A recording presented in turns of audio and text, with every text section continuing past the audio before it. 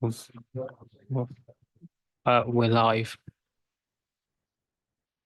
Good evening, everybody. I'm Councillor Jeff Brooks, the leader of West Berkshire Council, and welcome to this evening's executive meeting. We'll start with apologies, if we may. That's for Sadie. I've had apologies from Councillor Adrian Abbs. Thank you very much. I'd also like to welcome Councillor Justin Pemberton, who has stepped up to take on the public safety and community engagement portfolio. Welcome to you, sir. In place of our councillor who's become an MP, Lee Dillon. I'm going to try and say that a few more times in the next few weeks because I like Thank you for that, Leader. I like hearing it. Okay, members, I've made the opposition leaders aware that I was going to read a statement out tonight about the schools forum and the issue around clawing back money. It is quite long, so bear with me. I've said to the leader of the opposition and the leader of the minority group that I will take questions thereafter. Please be aware we've got a lot to get through tonight, but we'll see where we get to with those. So, members, I'm taking Chairman's privilege to make a statement on the decision of the schools forum to pass back money from some of our maintained schools reserves to the council. This will then be used to help tackle the very significant growth in the number of school children with special educational needs. SEN I will refer to, SEND is the pure term, but I will refer to it as special education needs, and who we must support in order to help them achieve the best possible outcomes. And as I've said, the leader of the opposition, leader of the minority group, will be able to take ask questions after this statement. Before I talk through the events that led up to the decision of the schools forum, whose membership is comprised of head teachers, school governors, and other key stakeholders, but not West Berkshire councillors. No West Berkshire councillors can vote on that forum. We have two, Councillor Codling, Councillor Cottingham, who can attend. So therefore, this council cannot vote on any matters it considers. But I want to give some background on the pressures that our education directorate, our education department, and our SEN services are facing.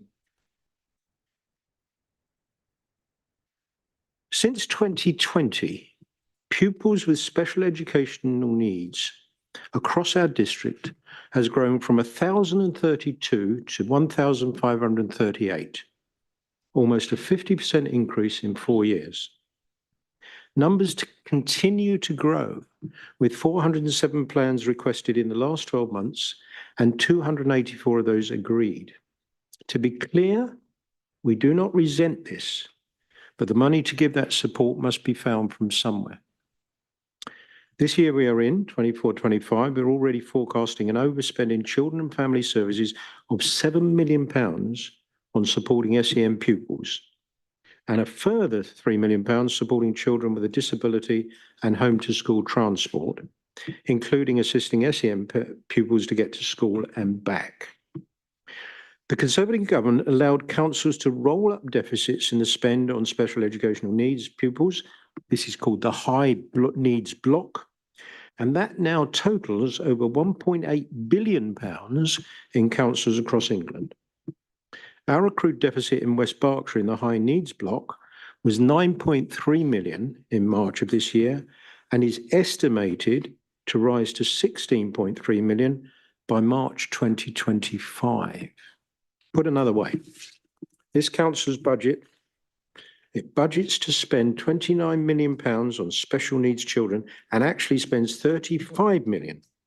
We're allowed to roll that debt up, but it is unsustainable.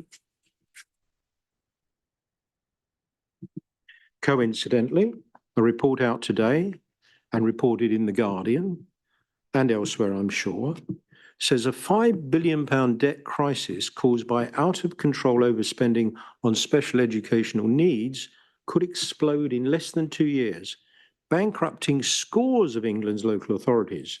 The UK government has been warned. The crisis stems from the failure to properly fund a huge increase in demand for special education needs and disability SEND services over the past decade, triggering an existential crisis for councils which have no obvious means of paying off the debt. This highly critical report published by the Local Government Association, the LGA, and the County Councils Network, CCN, said SEN services in England were overwhelmed and dysfunctional. Fundamental reform to the system was not only inevitable, but unavoidable. In simple terms, we can't go on like this. It will bankrupt this council and many other councils across the country if not addressed. However, I will now add, because I've seen something on Newbury today that could alarm people, the council is managing its finances well under enormous pressure, and I'm giving a reassurance to our resident staff we're coping financially and delivering improvements in services. But given the high needs block challenge, we will be writing to our MPs to urge them to press the new government to take rolled up SEN debt onto the government's balance sheet. And I'll be talking to the leaders of the Berkshire unitary authorities to join us in that request. Now let's look at the amount of reserves we're talking about in our schools' bank accounts.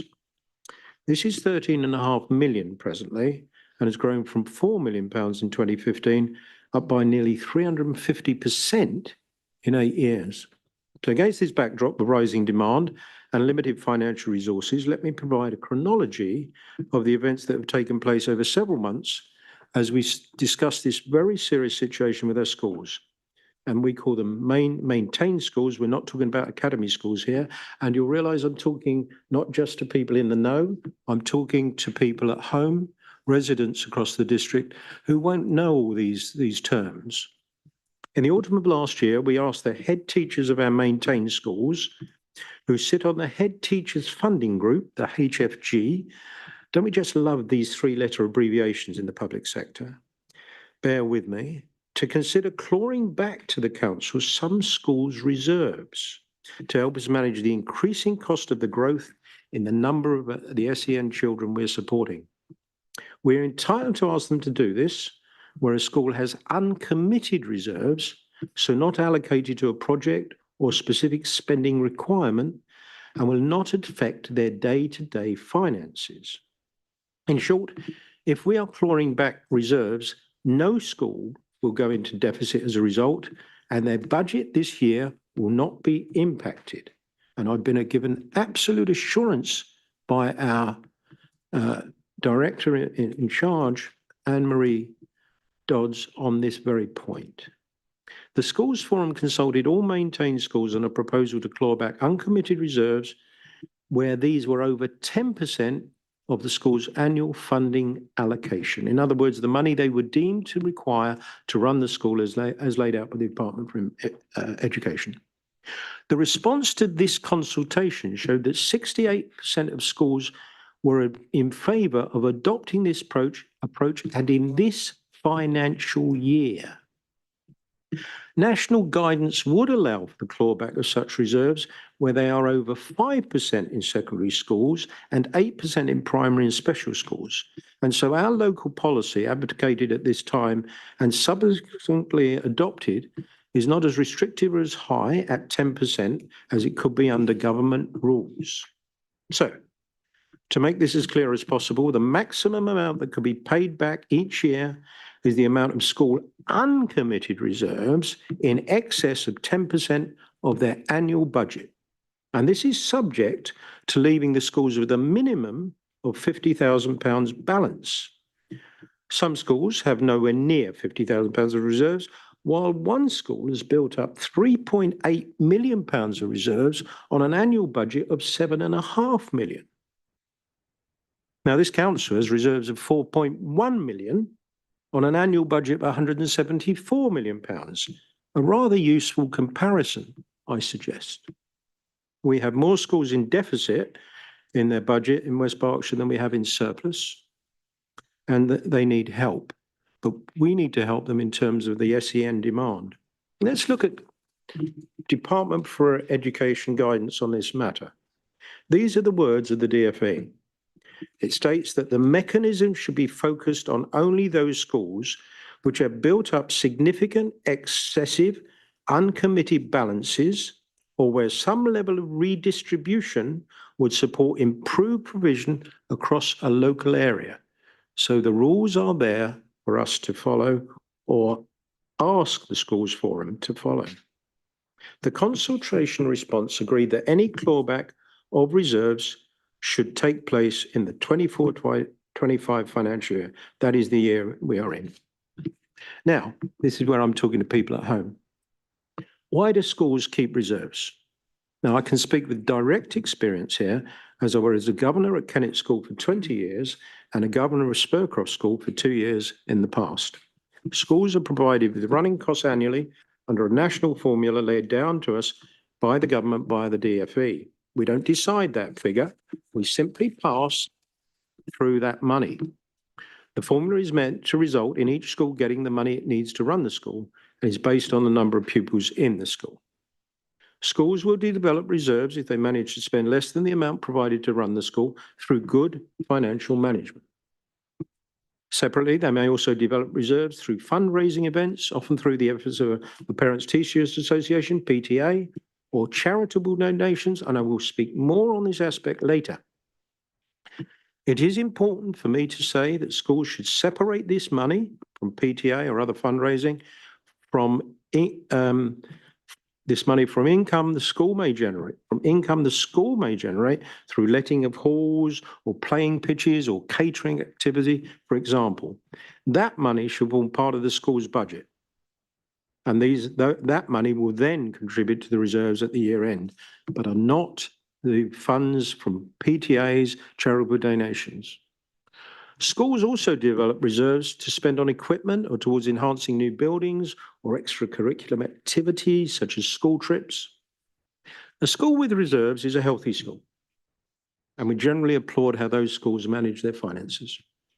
We would expect each school to develop a reserves policy as to how they will use reserves and to allocate the reserves according to the policy.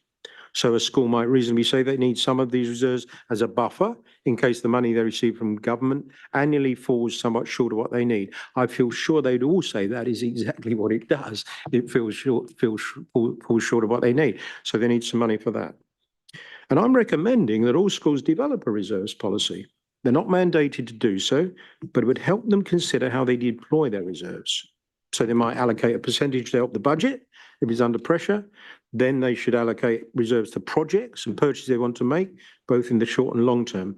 Money towards building projects where they want to enhance the facilities that this council's capital programme is providing, for instance. As an example, Falkland School is working with us to design 8 new classrooms and are pleased at how this project is progressing. We received a letter from the head to that effect in recent days. But if they wanted to add something to that design and had reserves available to do so, then those reserves could be allocated towards that project. If the reserves are unallocated, however, then we might reasonably suggest that a school has more reserves, money in the bank, than they might reasonably need to hold. You will hear this money referred to as excessive reserves. It's also important to state here the council spends an average of £5 million on capital projects in our schools annually on things like buildings and facilities. So to be clear, the school doesn't have to find money to build on their own, but they may contribute towards it, of course, and as I've stated. All of this works well, or should do. But some schools are in the fortunate position of having reserves that we and the DFE consider to be in excess of their needs.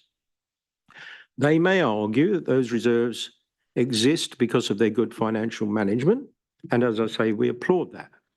But I would expect all head teachers in maintained schools across our district to want all of our schools to do well and want to support each other in expertise and knowledge, in facilities, and yes, in sharing out money that they shouldn't need to call on. No school is an island. And I remember how well head teachers supported each other when I was a governor. I feel sure that same sense of teamwork exists today. So back to our chronology. 68% of the head teachers said that a percentage of excess reserves should be passed back to the council to use for the support of SEN children, not on anyone else or anything else, and that should be done in this financial year. The Schools Forum then met to consider this. The Schools Forum consisted of West Berkshire head teachers voting on matters that affect her schools, and they voted on this matter in December 2023. Again, I must state now that no West Berkshire councillor is able to vote on that forum, and this council therefore does not have a vote on any matter they might discuss and decide upon. Despite the consultation recommending that the clawback take place in the current year, the Schools Forum voted unanimously for the clawback to take place, but not until the next financial year, 2025-26. We were dismayed at this and discussed with the Heads Funding Group our thoughts around referring the matter to the Secretary of State for Schools. We need this money now to make a difference to children in need of help through the SEN program across the district now. Let's be clear about this as well. The decision looked wrong to us, given the consultation response. There are too many times, and it's certainly happened in this council in past years, the responses from consultations have been ignored.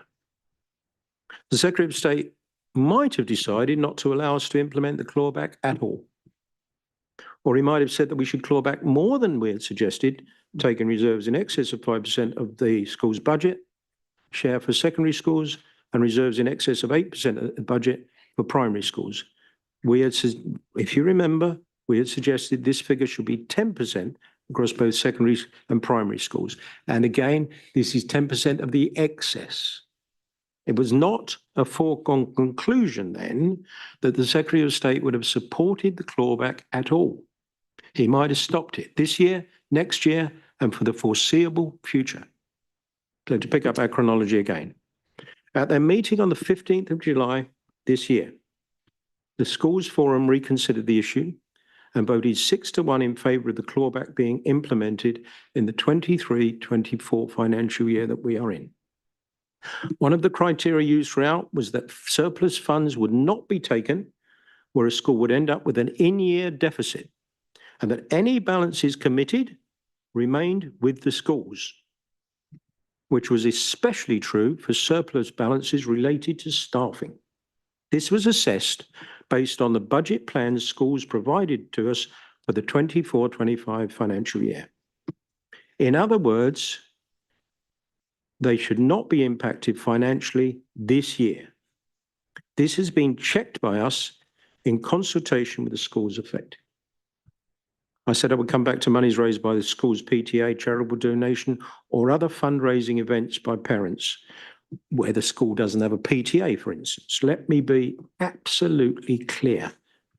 It is not the intention of the council or the Schools Forum to take PTA type income, charitable income from any school.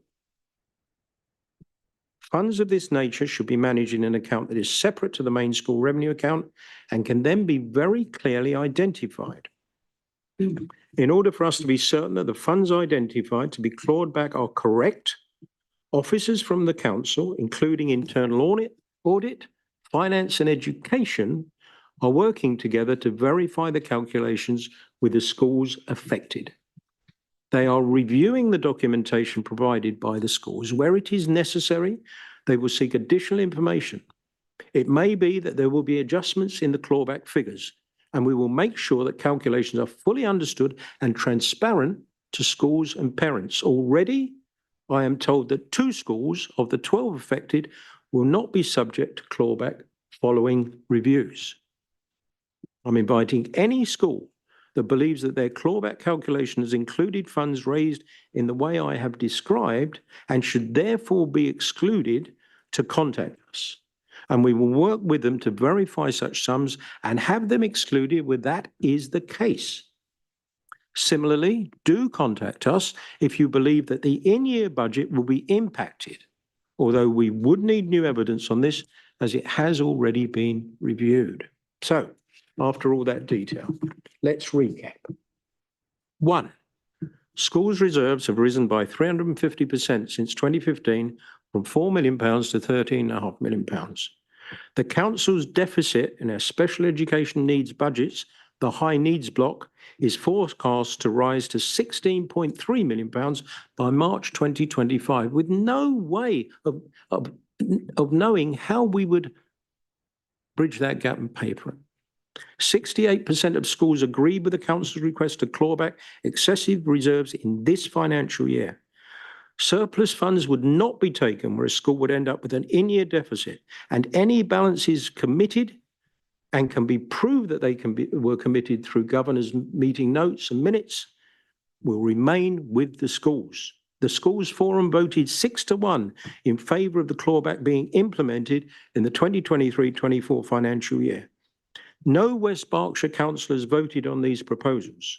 All of the money clawed back will be used to help children across the district, including those schools who will have been subject to the clawback. Helping children across the district, including those schools who will have been subject to the clawback. And that money will be used from the moment it arrives back. All money raised by a school's PTA from charitable donations and other appropriate actions will be excluded from the calculations of the clawback amounts. It is entirely false to state in a letter published in the New Weekly News today that schools' previously agreed budgets for 2024-25 were no longer deliverable. That is entirely incorrect. All schools that could be affected were able to present to the schools forum, but the vote was taken in their absence. To be clear on this point, the schools who voted for the clawback will not get the money resulting from that clawback directly into their bank accounts. It will be used for the children right across the district, including their schools. This is not a one-off payment to reduce the high needs block deficit. It is to be able to use the money now to mitigate how much that deficit will rise by, and it will continue to rise, I can tell you that, at the present trend. Now, I've been challenged to step in on this matter, and we are working with all schools to review their reserve balances, and where they can show that there are funds that should not be included in our calculations, then we will exclude those funds.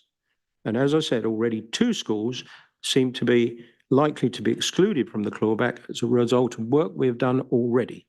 I have said that fairness is at the heart of everything we do as a council, and we are working very hard to make sure that affected schools believe the clawback to be fair to them. But we will also make sure that we're fair to all school children across our district. And I feel sure that all head teachers, and I hope members, would support that objective. Thank you very, very much, members. And I'll open it up to the Leader of the Opposition for the first question, sir. Thank you very much indeed, Councillor Brooks. And I will state up front, thank you for making the statement, which I don't think you had to do this evening. And thank you for taking questions from myself and Councillor Marsh. So I think it was the right thing to do, and well done for doing so. You mentioned my letter, I think, in the New Weekly News there, and I would dispute what you said was inaccurate, because I'm going on what teachers have told me, that their budgets are not deliverable in year.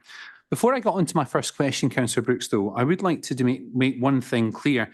The leader contacted me a couple of days ago after our group put out a press release, which I stand by almost in its entirety, apart from one word. I used the word venal.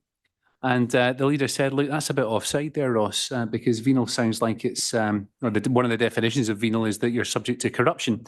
That's not what I meant by the word, and I will withdraw that word now in public, and I'll state that I do not consider the Liberal Democrat administration to be subject to corruption in any way.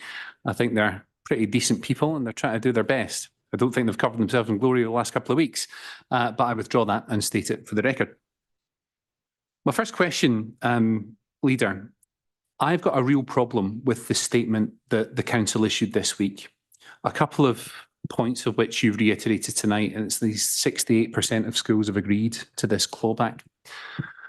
And there is a question here, but I want to use an analogy.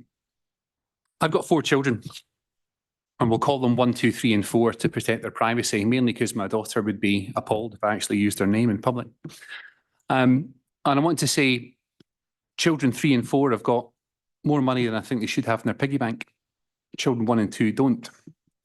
And I say to children 3 and 4, I'm going to take £5 out of your piggy bank, guys. Now, it's not my decision, it's your decision, and all 4 children are going to vote on this. but the £5 I'm going to take out of your piggy bank, I'm going to put towards children 1 and 2's overdraft. So it goes to the vote, and children 1 and 2 and 3 and 4 actually agree, no, Dad, that's a bit offside. We don't agree. 6 months later, I come back to them and say, no, I still want to take some money out of 3 and 4's piggy bank. And what's more, if you don't agree to this, I'm going to get your mother involved. Their mother's the Department for Education in this analogy, folks. Yeah. And if their mother gets involved, she's going to take £10 out your piggy bank. It's not our decision, of course. It's your decision, kids. But I want you to vote on it. Is it going to be the £5 or do I need to get your mother involved? And not only that, when it comes to the vote again, it's your decision, of course, kids. Only children 1 and 2 get to vote here because children 3 and 4, who I'm actually whipping the money off, have a prejudicial interest. So, of course, children 1 and 2 vote for it. That, if I was to put out a statement saying, I've reclaimed some funds from the kids, and the kids have all voted for it, or 68% have, I think that would be extremely misleading, don't you, Councillor Brooks?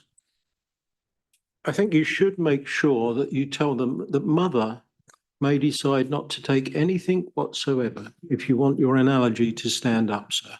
Was there a question? The question was, would you agree if you thought that statement would be misleading? And mother not taking anything was certainly not the prospect that was presented to Schools Forum on the 15th of July. I'm not sure where you're heading, sir. Heather Codling, do you have anything to add to that? Yes, I do. The 68% of voting schools, or the maintained schools, would have included those schools that the clawback could have affected. So they did get a vote. During the consultation, 68%. People don't vote in a consultation, Councillor Codling, they give an opinion. When Schools Forum voted on this matter, did the heads of the schools affected by the clawback get a vote? No, they didn't. Thank you. Hold on. And that's the rules of Schools Forum, which is a national body. I'm sure it is. But I guess, Leader, my question, point, whatever, and again, I'll thank you for your indulgence here before the gavel comes down. A statement that comes out from West Berkshire Council saying that this is a decision of the schools, when the schools who are having the money whipped off them don't get a vote, I think is incredibly misleading. I don't believe you want to be misleading as an administration, and I think you could have done better. If 68% respond on a consultation and say, we generally agree with what you're trying to do, I think that is a sort of vote of sorts. Vote of sorts. Now, Councillor McKinnon, I'm grateful that you withdraw the word venal. I think you did it in a, I won't say half-hearted, but the word venal, I really did take umbrage at that, sir. Because it's not just about being corrupt, it's capable of being bought or obtained for money or other valuable consideration, purchasable, especially open to corrupt influence and especially bribery, mercenary, originating in, characterized by or associated with corrupt bribery. I needed to say to you that was too far, and thank you for withdrawing it.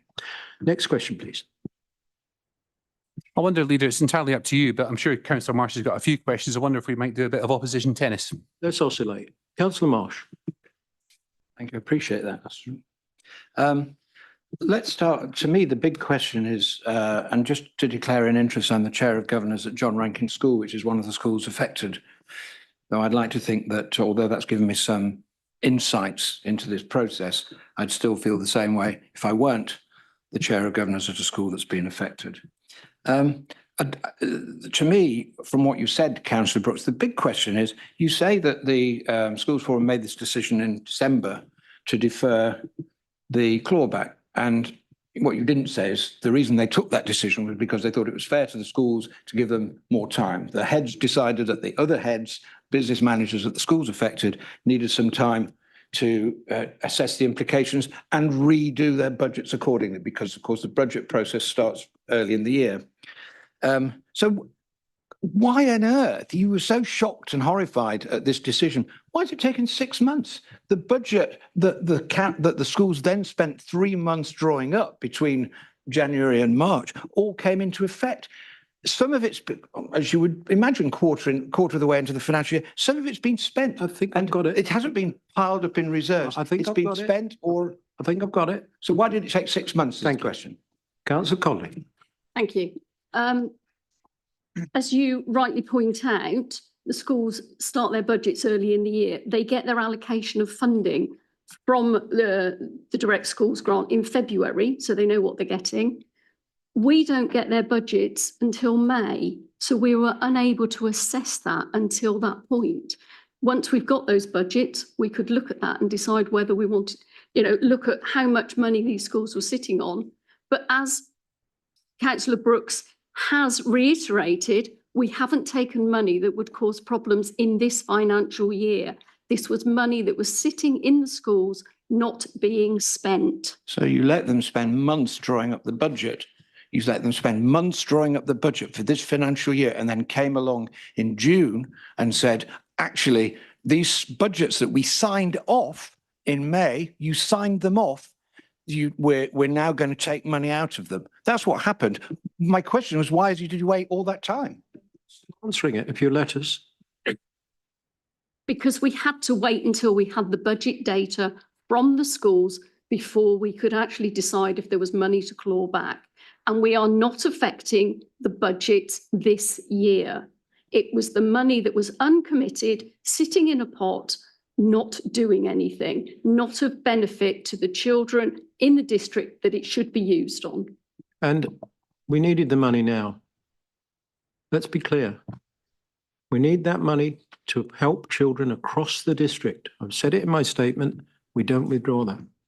Next question, sir. Thank you very much. Councillor Brooks, you may choose to back this off to Councillor Codling, of course. What advice did Councillor Codling give to Schools Forum regarding the decision to claw back the money in June? I didn't give them advice. It's a Schools Forum decision. As portfolio holder, Councillor Codling, you are there to give heads advice if called upon. You didn't give them anything. Well, the inference, sir, is that we should have interfered and said to the Schools Forum, this is what we think we should do.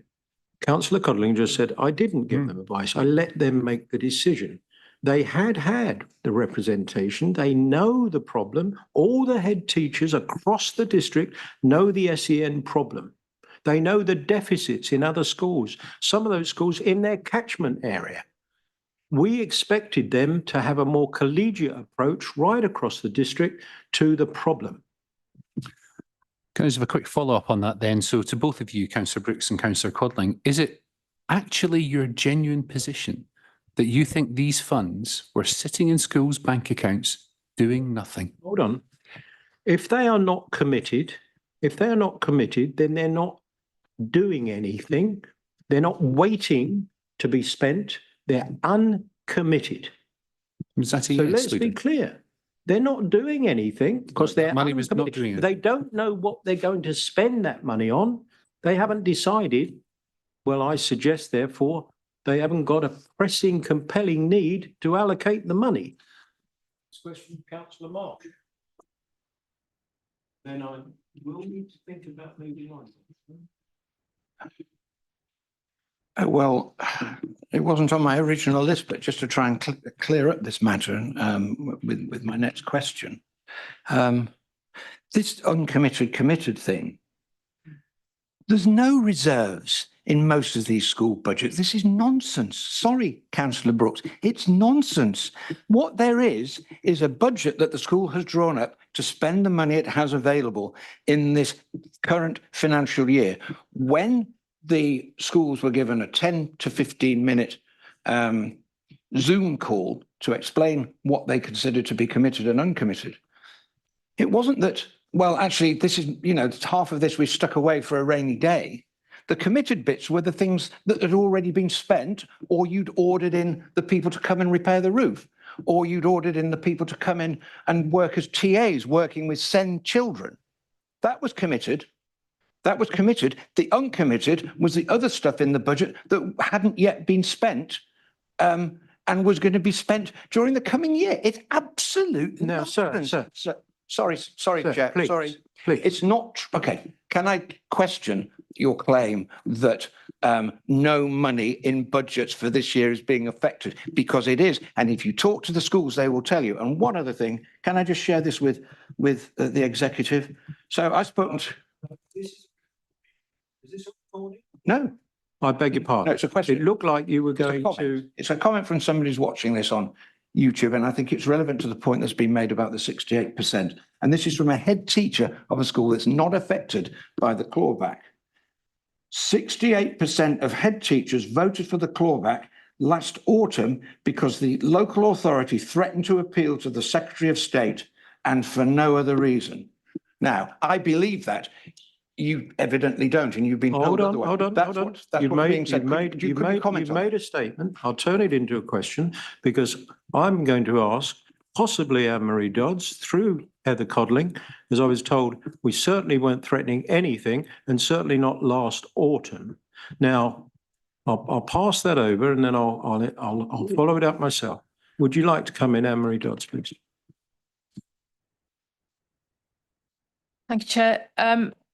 The 68%, as has already been mentioned by Councillor Codling and the leader, was the consultation response. There was no conversation in the autumn about any appeal to the Secretary of State. The mechanism that is available to a local authority where they don't agree with the schools forum decision is that they can make that appeal to the Secretary of State. And again, as the leader has already clarified this evening, it may well be that on any instance, the Secretary of State can take a decision in line with what the local authority suggests, or they may, if they so choose, to continue to follow the decision of the schools forum. So there is no guarantee in any direction if an appeal goes to the Secretary of State.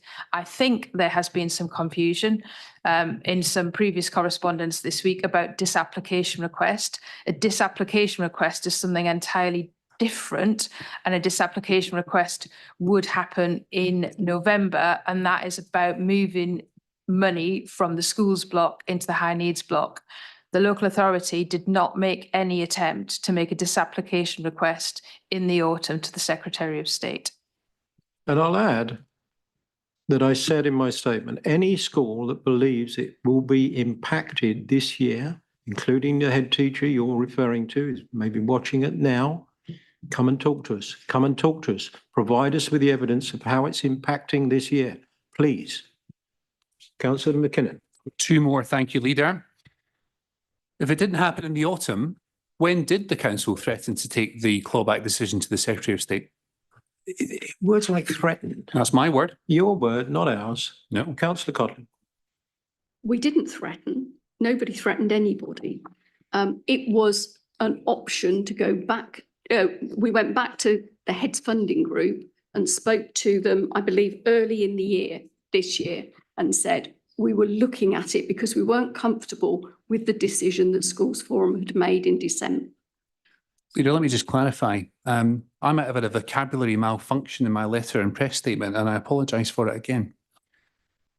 I'm not having a vocabulary malfunction tonight. If somebody tells me that they're going to do something which might end up having bad consequences for me, I make that a threat.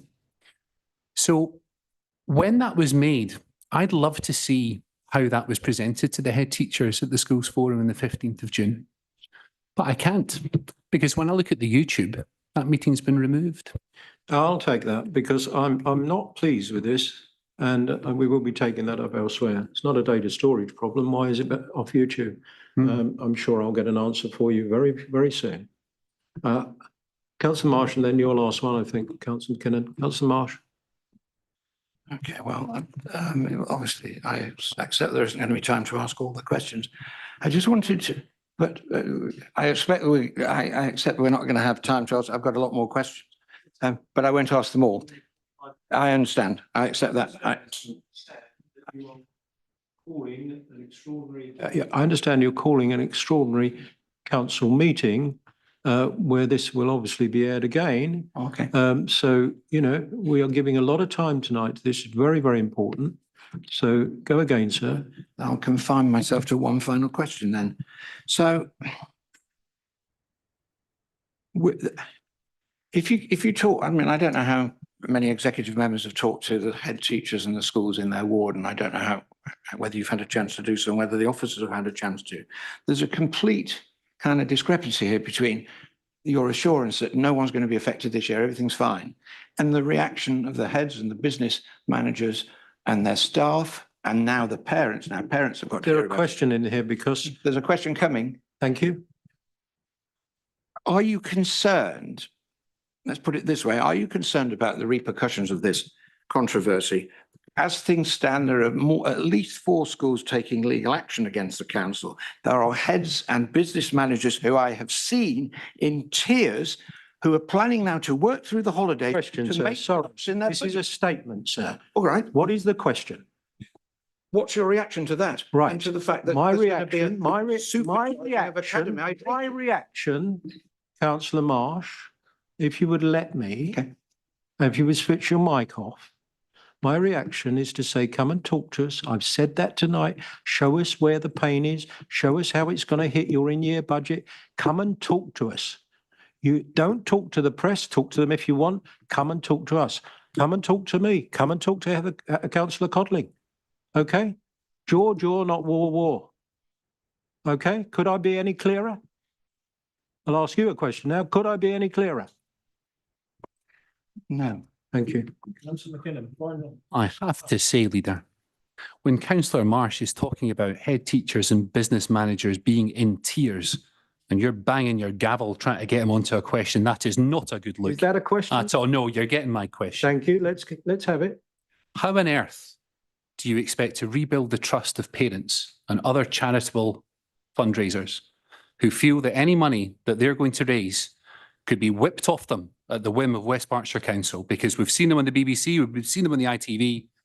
What on earth are you going to do to Have bring you that not back? been listening? Have you not heard the absolute assurance, copper-bottomed assurance, that no such funds will be clawed back? Have you not heard that? Now, let me ask you a question, because it's been a fair bit of knockabout, and rightly so, and there is anger out there, and I understand that. But actually, there's a lot of schools that probably will be saying, I'm glad you've got some money now, more money to help us. And I won't add to my statement, but I want to see all the schools working together for the common good. Now, you know, when you're in control, you have to make tough decisions. People are upset about that, but you have to make them for the greater good. So I might ask you, but you don't need to answer. What would you have done? You'd have left those funds in those schools' bank accounts, uncommitted, as in they didn't know yet what they were going to spend that money on.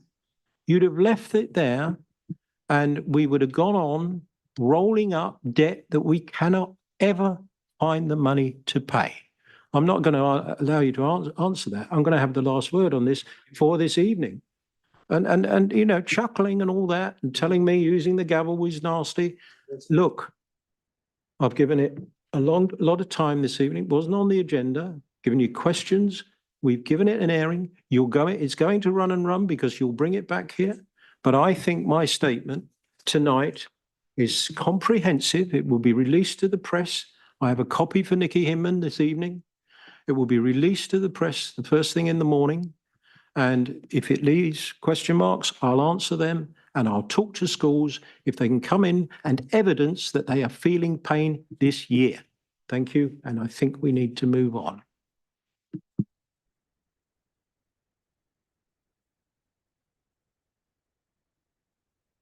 I'm into declarations of interest, members, and myself, Councillor Cottingham and Councillor Pemberton, being Thatcham Town councillors, will declare an interest. Councillor Gawley. We haven't done the minutes yet. I've got to do the minutes before. Thank you very much. He's better than you, Sarah. I was coming to it. It's fine. Let me go backwards then. Let's look at the minutes, please, pages 9 to 14. Are you willing to accept the previous minutes as an accurate recording of the meeting? I will propose them. Can I have a seconder, please? Councillor Gaines. All those in favour? Thank you very much. Now, declaration of interest. The declaration of interest, Sarah, Sadie, will come from the Thatcham Town Council members because we are talking about a facility in that town, possibly as a result of a decision we may make this evening. Not a pecuniary interest, but and I believe, Sarah, we will be able to speak and vote on the item. Yes. Can you confirm? Thank you, Chairman. It is a matter for the members to determine what that interest is, but I believe, having spoken to you, that it is a non-prejudicial interest. So you may remain and speak to the item. Thank you very much. Okay, we have public questions, and I'm going to ask Mr. Goatley to come forward. Mr. Hall's questions, he's requested written responses as he won't be in attendance. Mr. Goatley, your first one up, please, sir.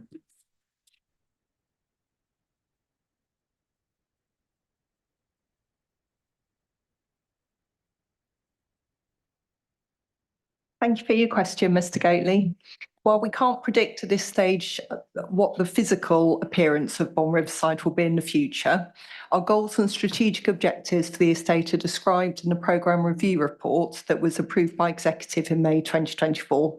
These include regeneration of key sites for mixed uses and employment, community and leisure facilities, greening and improved connectivity with the town centre. Do you have a supplementary? Afraid I do. I'm quite a visual person and I like to see how things are going to look, and the way that the London Road Industrial Estate, and this goes not against you, it goes against previous things as well. There just doesn't seem to be any vision. I noticed that one of the freeholds is up for sale, and that's a question later. But in the sales detail, it's got nice pictures of nice offices, what it's going to look like there. Would it not be possible for you to put out what your actual designs are, some hint of what it's going to look like? A couple of points on that, Mr. Gately. First of all, as I've said, we can't predict exactly what the estate is going to look like in the future, kind of say what the entirety of it's going to look like. On your point about the freehold going out for sale, that is actually a mistake. It was unfortunately an old advert that was publicised by the agent, and they've been instructed to take it down by the leaseholder. So that should no longer be appearing on that particular site. Yeah, it does feature a question later. So thank you very much for your answer. Well, you might as well stay there, John, because the next one is to Councillor Gawley. I didn't mean it to be my show. Thanks, Mr. Goatley, and thank you for your question. When making decisions, the council must balance a number of often competing priorities: economy, environment, and health and well-being of our residents, to name a few. Whilst some parking revenue will be lost, it is considered minimal and will be more than compensated by the environmental, flood risk management and subsequent wellbeing benefits providing the rain gardens on Faraday Road. I hope you agree this is an excellent initiative and one that we would wish to replicate in other areas around the district. Do you have a supplementary?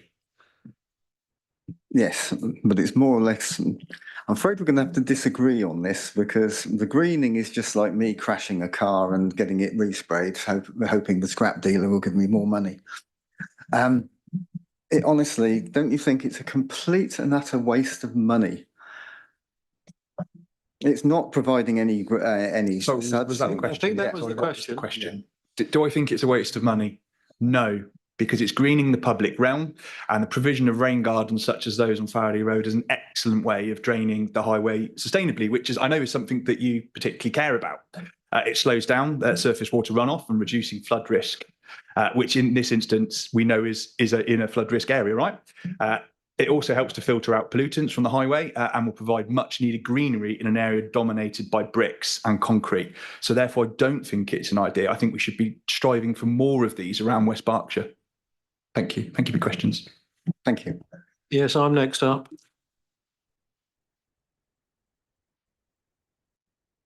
Thank you for your question. All portfolio holders on the executive are elected as ward councillors. It's not correct, as suggested in your question, to say that all ward councillors are portfolio holders. There are 43 councillors elected to serve the residents of West Berkshire, but a maximum of 10 councillors can be members of the executive. Now, if you mean Can ward councillors from the same ward be on the executive? I'm guessing. Where members should always be alert to potential conflicts of interest. And we have detailed rules and guidance on this in the West Berkshire Council's Councillor Code of Conduct, which appears as Appendix H of Part 30 in the Constitution, can be found online. All members of West Berkshire Council must adhere to these rules when making decisions. So we have to look above a ward matter and vote on the best thing for the district, in the same way as the Cabinet wouldn't vote on something in their constituency. You'd like to think not.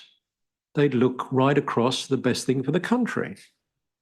So if your question is asking whether being a ward member gives rise to a conflict of interest, our code of conduct would prevent a member from being appointed to the council executive if that was the case. Do you have a supplementary?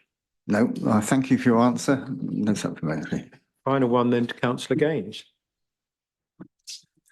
Thank you for your question, Mr. Goatley. I think you actually mean Gateway Plaza rather than Faraday Gateway in your question. Yes, it goes under a few names. Okay. So at present, the residential development can only be delivered by the current consents.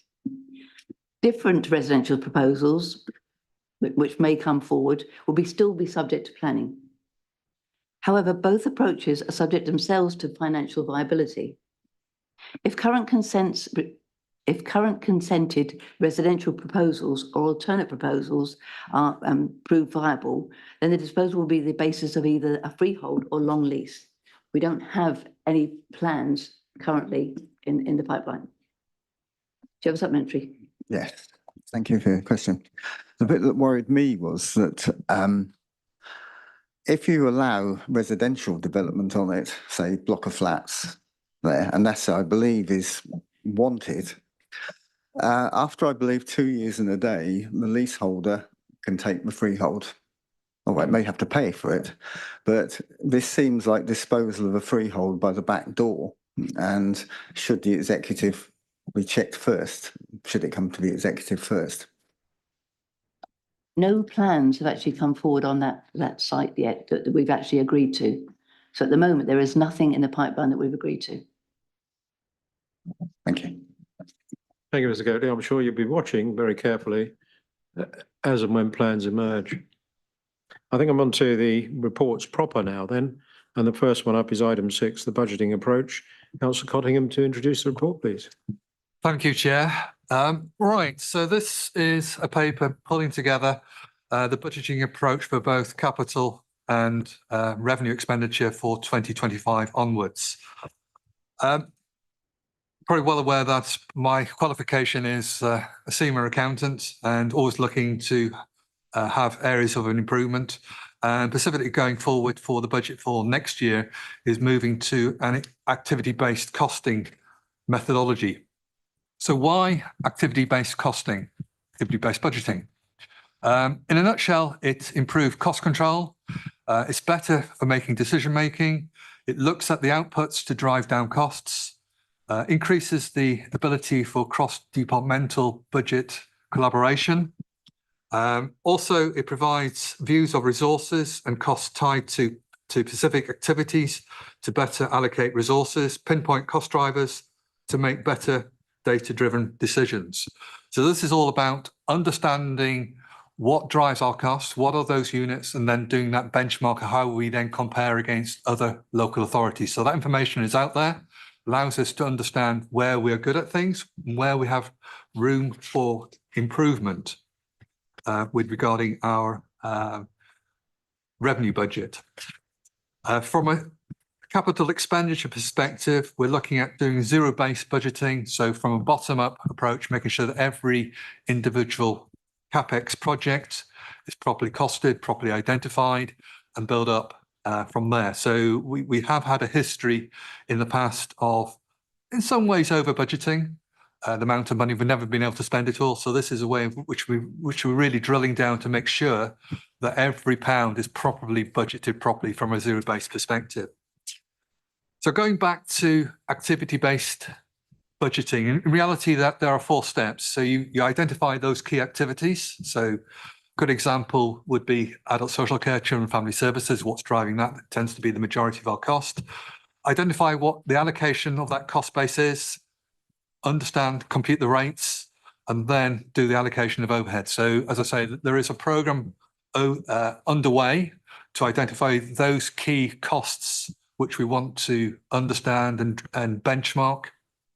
And as I said earlier, it really does drive efficiency by allocating costs based upon the use of those resources into the delivery of those distinctive services. So it, as I say, allows us to focus in areas where we believe we have potentially overspend, but also allows us to be able to do that benchmarking in a data-driven way. So this report is for note. And as I say, for zero-based budgeting, again, it gives us a greater granularity of doing the bottom-up approach.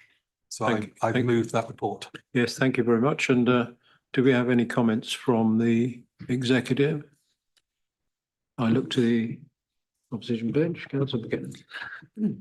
So last week, Councillor Cottingham, at scrutiny, you gave me the opportunity to talk about external auditing. And now I get to talk about activity-based costing. I'm like a kid at Christmas at this stage. I'm so happy. I actually teach the CIMA qualification in my day job, a day job that I was hoping not to need to have anymore, but there we are. We have to go back to plan B sometimes.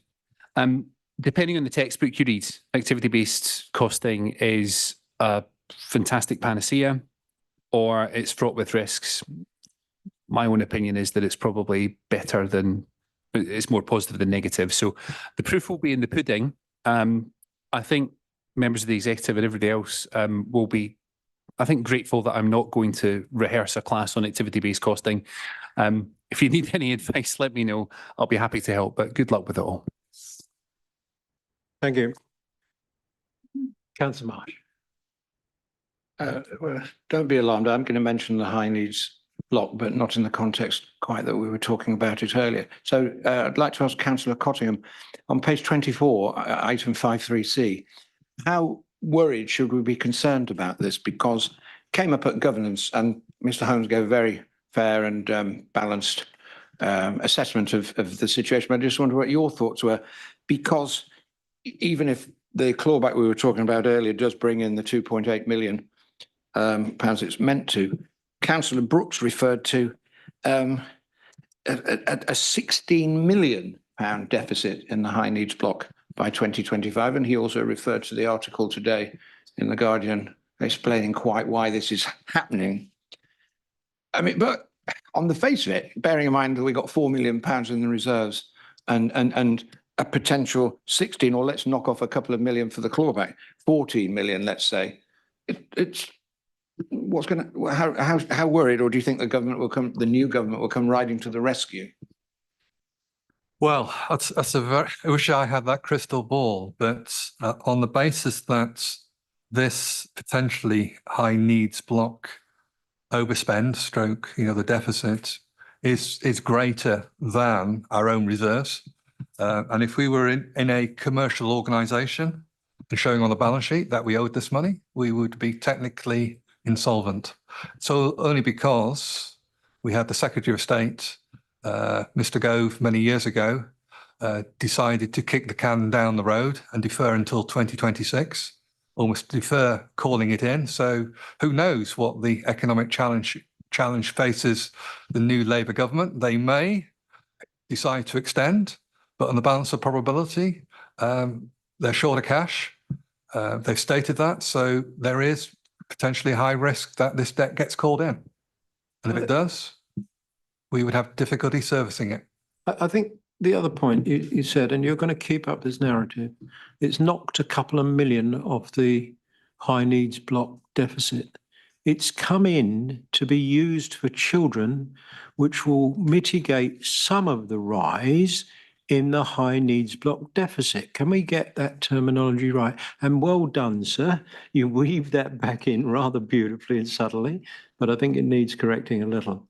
Councillor McKinnon indicated. Just a wee point of correction on you both, actually, Leader and Councillor Cottingham. The most recent SEND regime was actually introduced in 2014. It was by Michael Gove as Education Secretary, but you'll notice the tie I'm wearing tonight, folks. It's my coalition tie. And it was the coalition government that introduced this regime, so you can't wriggle out of it that easily. I don't think we're wriggling out of it. It was an accounting wheeze to keep it off our balance sheet, and keep it off us having to mentioned the spend the money. Conservative government, And it's please. now become a ticking time bomb right across the country, which could mean scores of councils will go bankrupt. I feel sure the government will do something about it, but we're trying to, we're trying to stop the deficit rising anymore as best we can.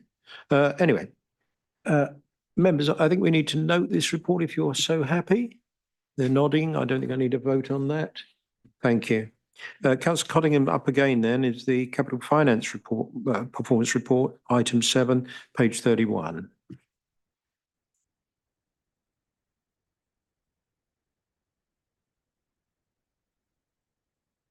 Thank you, Chair.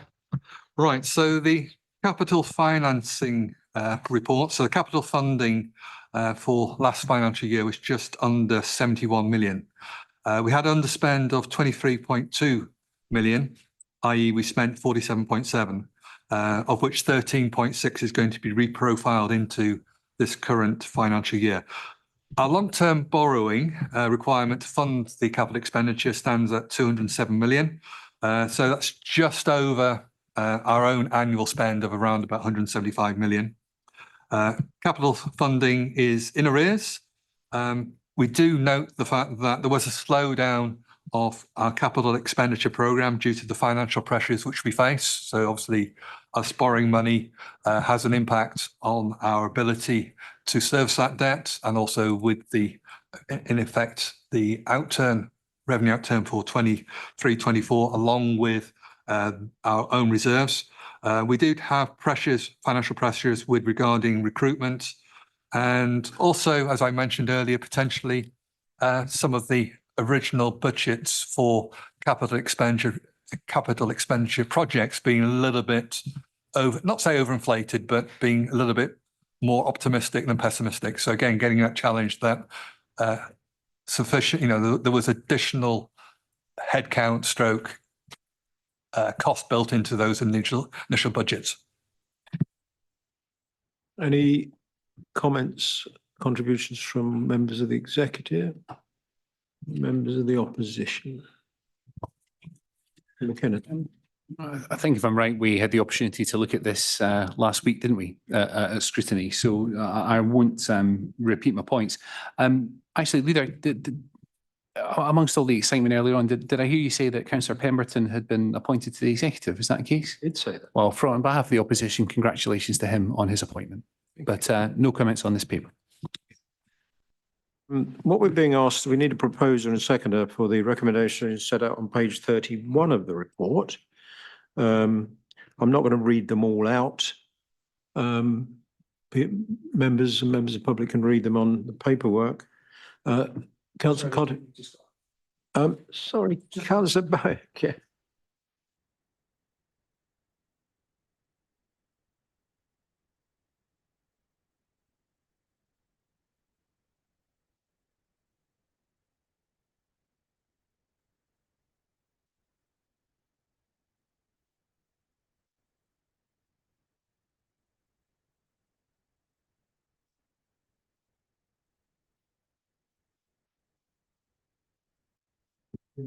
Councillor Burke, you're totally right. It should be K.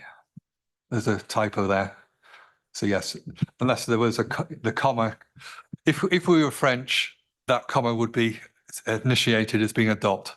So either we've either got French people working for us, or we've made a mistake. It should be okay. Do you see what he did there?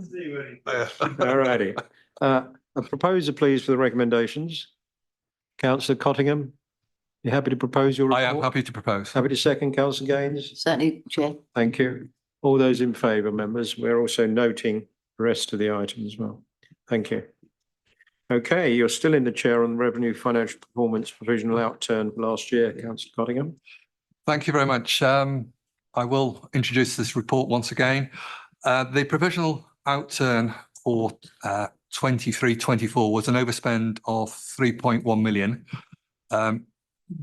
That overspend, in some ways, as I say, was reduced significantly by the continuation of what we call the financial review panel. And I'll cover that a little bit more detail within this presentation. As of the end of the financial year, we have a provisional general fund reserve of 4 million, of which is roughly 8 days of reserves. My section 151 officer to my left recommends that he would like to have 14 days, 2 weeks, so nearly double that. Personally, I would much prefer to be at least 4 weeks. However, we are where we are, and we can only increase our reserves over a period of time by having, financial prudence, stroke savings, etc. The overspend in 23-24, mainly due to the overspend in people, adult social care, general family services, home to school, transport. We're not unique as a local authority, unitary authority. Seems to be a common denominator around the country that there's been huge pressure on the number of adults going into social care, certainly with children, and also home to school transport as well, significantly increasing those pressures to us. It does sometimes feel a bit like whack-a-mole. We're whacking down costs in one area and then pops up again, but we are where we are. However, 23-24 did see a significant reduction in agency spend from a high water level of 12 million per annum down to 9.5 million 23-24. We're now running at roughly 150k per week, which analyzes around about 7.5 million. So again, even this morning, I popped in to do the FRP and we went through agency spend, and with a very forensic way of making sure we're challenging each individual agency spend which comes in. We do recognise that there are certain areas where we have to invest in agency spend. However, as I say, we're looking to make sure we're bringing that within control. For 24-25, we do have to find £14.5 million worth of spending in year savings. Probably the highest number we've had to find in year. So it was difficult last year, but I think it's going to be just as tough, if even more, even harder in 24-25. And as we talked about earlier, for the budget for 25-26, we will be introducing activity-based costing, budgeting again, which I think will also have a benefit for this current financial year once we have that visibility to drive down cost as well. So it will be a ongoing management tool to challenge performance, to, as I say, understand what we're investing in and what those costs are and how we benchmark to make sure that we're improving our performance and improving the financial efficiency of West Berkshire, which is all about making sure we're delivering superb services at the lowest unit cost possible. Thank you. I'd follow up just a little on the temporary workers. An organisation will always scale itself up and down with some contract temporary workers. You get in expertise and knowledge you don't have. But we got the number down by about 70. A number actually joined us, and that was a £600,000 saving from had they stayed as temporary workers. But here's another thing I think I'd like to share with the public. When we took over, there were nearly 300, 280 workers, temporary workers. We have an organisation called Commensurate, which manages those workers, brings them in, makes sure they're compliant, they have the right to work, DBS checks where necessary. They de-risk us, actually, from non-compliant hiring. They manage the suppliers in a compliant way. They manage margins, rates, quality of service. We've now got, at that point when we took over, 70 out of the 280 were not through that managed service. And there was risk on the compliance and suitability of those workers. I heard this morning that's down to 3 or 4. And I'm very pleased about that because it's de-risked us, saved us money in certain cases, and is a far better service. If you take on a managed service provider, I suggest you ask them to manage your services. Thank you, Councillor Cottingham. We're noting this one again. Any questions? Councillor McKinnon. Thank you. Just actually pick up on that last point you made there about commensurate. Hiring agency staff not through a managed service is not the riskiest activity a council ever has to do. I mean, it's not entirely complicated to make sure that somebody's got the right to work. I think the main benefit of the commensurate contract is the cost saving. And for that reason, it is good that more and more staff are going through that managed service, although I would say that when we were in power, there were very good reasons why some of them did not. Councillor Cottingham, you mentioned that the overspend has been reduced significantly. I'm actually going to put off my party political hat for a second and say, well done on reducing the overspend. It was a good achievement. If it was, being a bit party political, I'd say we might have done just as well or not better, but we'll never know. But I always said would be a constructive opposition. So well done. Good effort. I know you'd have liked to have got it down a little bit more. Also, Leader and Councillor Cottingham, I think this is the last period where these updates are going to be you describing your performance against my last budget. And look, honestly, Ian, Councillor Cottingham, Councillor Brooks and I, for years, sparred across this chamber where he would tell me that my model was wrong because we didn't hit it and all this sort of stuff. I'm looking forward to Q1 of next year and seeing what he says then. Q1 of this year we're in. Well, exactly. Well, we'll see. Exactly right, Councillor Brooks. But I think, when you talk about recruitment, you're talking to somebody who knows what he's talking about. I've had 40 years experience in recruitment. There are 40,000 recruitment agencies out there. And amongst that 40,000, guess what? There's some cowboys. And if some hiring manager goes out and buys from a cowboy, I can promise you that there will be problems. So we have de-risked it, sir, by bringing it under a managed service provider. I got the impression, Leader, that you knew what you were talking about every topic, not just recruitment. Well, golly, listen. One more, Leader, before we move on. Go on. And I'm going to be a little bit picky to Councillor Cottingham. I've noticed this over the last couple of sessions that we've had on this, that you measure the reserves in days. 4 weeks of reserves, 2 weeks of reserves. I'm not sure in the public sector that works. I know why you're doing it as well. You're looking at the cash burn ratio, and if all the income dropped off a cliff, how much cash have we got? Unless there's a council taxpayer strike, I don't think Westpark's income is going to fall off a cliff. But that's it, just being super picky. No other comments than what I made at scrutiny, so thank you for the report, gents. Thank you. We will come back to the reserves in the peer review action plan. Thank you. Members, can I ask that is noted? Are we comfortable with that? Thank you very much. On a happier note, perhaps. Oh, can I just have one last thing to say? Just a really big thank you to everyone in the council's worked really hard. So it's not just finance, it's all of the budget holders right across the organisation, which worked bloody hard to get us to this position. So it's a big thank you from myself, with the support from Joseph's team, but also everyone in the organisation. Well said. Well said, sir. Councillor Clark, come on in. Thank you so much. I'd like to introduce the Care Quality Commission Local Authority Assessment 2024. This is back in February 2024.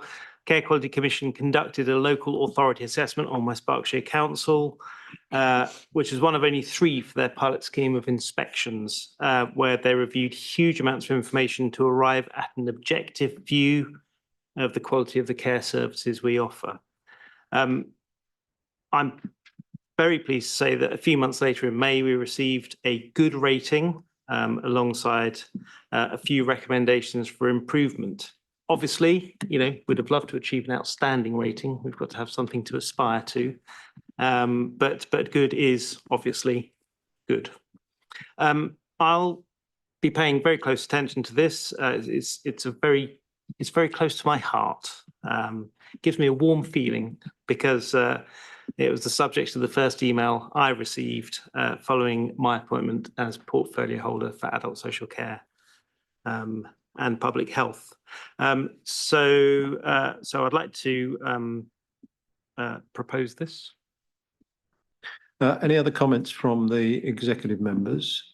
Councillor Gaines will second it. Thank you very much. And you'll sort of reserve your right. Looking across to Councillor Joe Sumner, please. Thank you. I love an opportunity to talk about an adult social care paper because it doesn't happen very often, does it, Mr. Coe? So I want to add, and I think I've said it in a previous meeting, I want to add my thanks to officers as well, because I know how hard they work to deliver these services, and also to echo what Councillor Cottingham said in terms of the cost savings, because the adult social care area being such a high cost area as well. So I think it's fair to say that this paper doesn't really include anything that we didn't know about ourselves. I think we've been very honest, which is as we should be. I think there were several themes emerging from it, again, which were really a surprise. So use of current data and collecting more data, and how we do that to help us inform and shape the services that our residents need and how we can deliver those. Preventative work, so with the sort of the public health piece in mind, to keep our residents healthier for longer is always an ambition that we must have. And diversity and inclusion was very much a theme that came out of this, hard to reach communities and how we can do that. And let's be honest, that is one of those thorny problems that covers a lot of different services, and we talk about that in Health and Wellbeing Board quite a lot. So there were just a few questions about the action plan, if that's okay, and I appreciate this is a draft action plan. But the benefit of my experience, I guess, and the sorts of things that I was asking or was trying to deliver. So on page 115 of the pack, action 12, and it talks about us being more innovative in our approaches to delivering care to our residents. And I just wondered what we think those might be, in particular, when we have budget pressures. So sometimes innovation can be expensive, and also where we know that the occupancy of our care homes, for example, is something that we have to balance very carefully to make sure that they are economically viable. So I just wondered how we might manage that balance. Thank you. I think implementation of new technology and new ideas can be costly, but it can also save money, which is what we're hoping for here. We are looking at a raft of different measures and initiatives across the whole of adult social care and public health, including more IT equipment or better IT equipment for frontline staff, so they don't have to repeatedly write down the same piece of information on a pad and then on a tablet and then upload it onto the council's data systems. So we'd like to make this a much smoother process.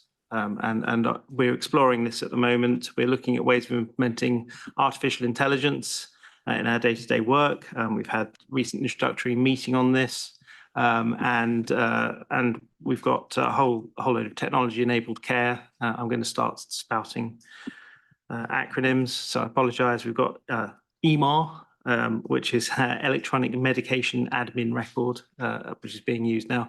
But we'll continue to look at this kind of thing, and I think really the important thing is to keep talking about it. Thank you. It's all right. I go again.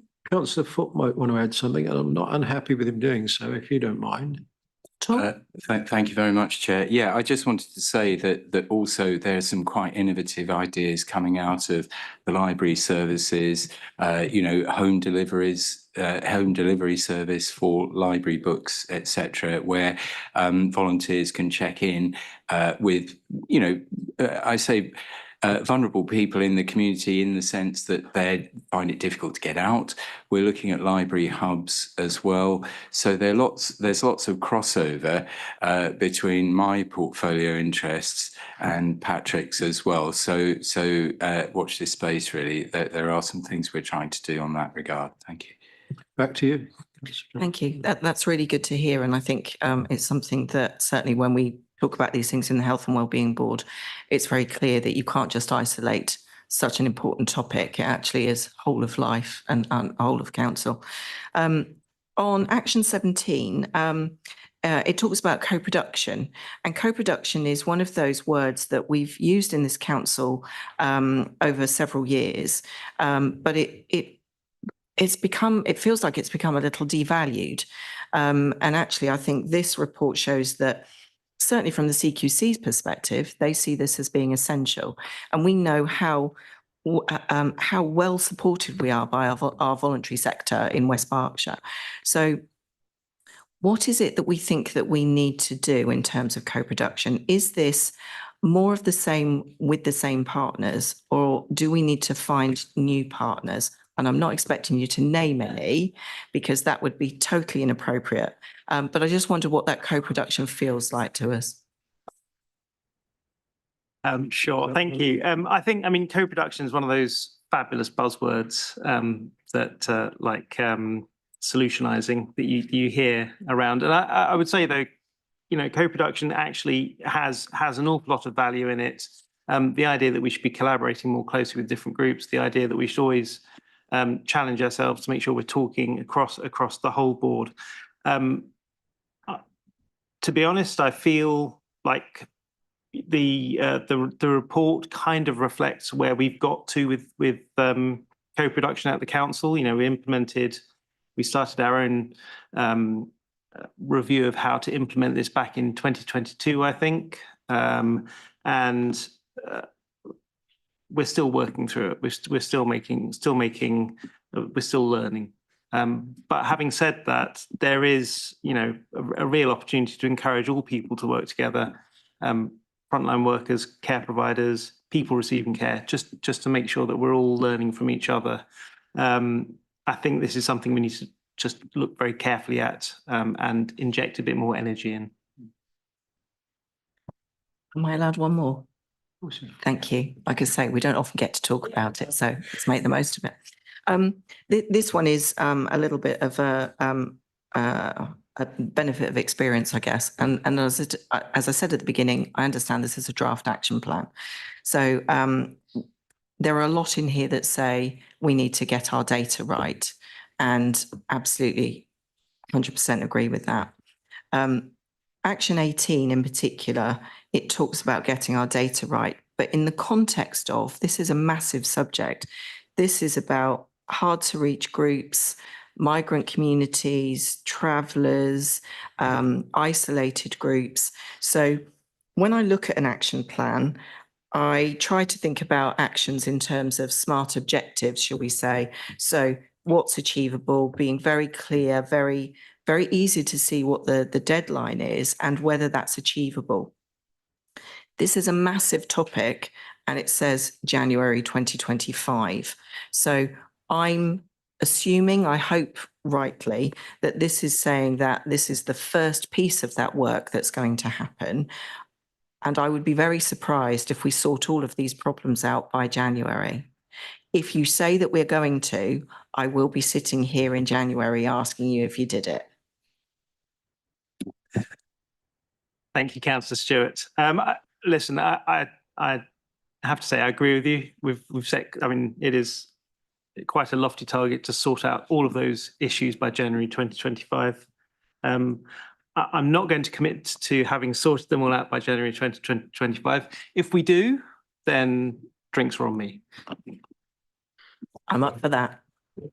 Thank you very much. So we're being asked to for a series of recommendations here. You're happy to propose? I think you did.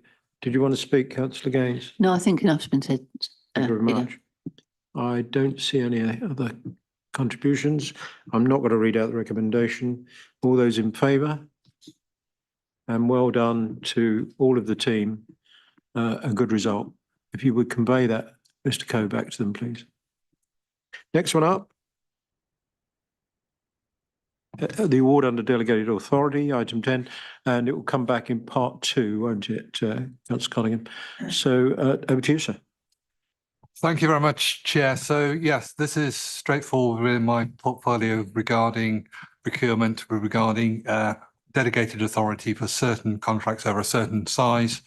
So it's for the executive to delegate that authority to individual service directors in line with contract awards, I think in table 4.5 in consultation with that particular portfolio holder. Following the completion of the appropriate procurement process, which is really, really key, and the procurement board of approval for that award of contract. Grateful for that. You are proposing? I am proposing. I'll second. And we're voting will take place in part 2 of the meeting.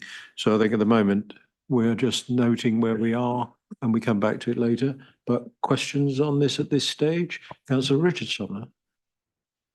Thank you, Chairman. Just with regards to the noted construction of Graiseley Solar Farm, I'm going to channel Councillor Bridgman, former Councillor Bridgman, who will repeatedly say it's not Graiseley, it's Bloomfield Hatch. I'm really pleased to see this going forward continually. Absolutely supportive of anything which will allow it to progress at pace. But it's something I've noted before. I wondered if we could get that reference corrected, please. We're listening, and Councillor Gawley, it's with you. No need to talk about it at the moment.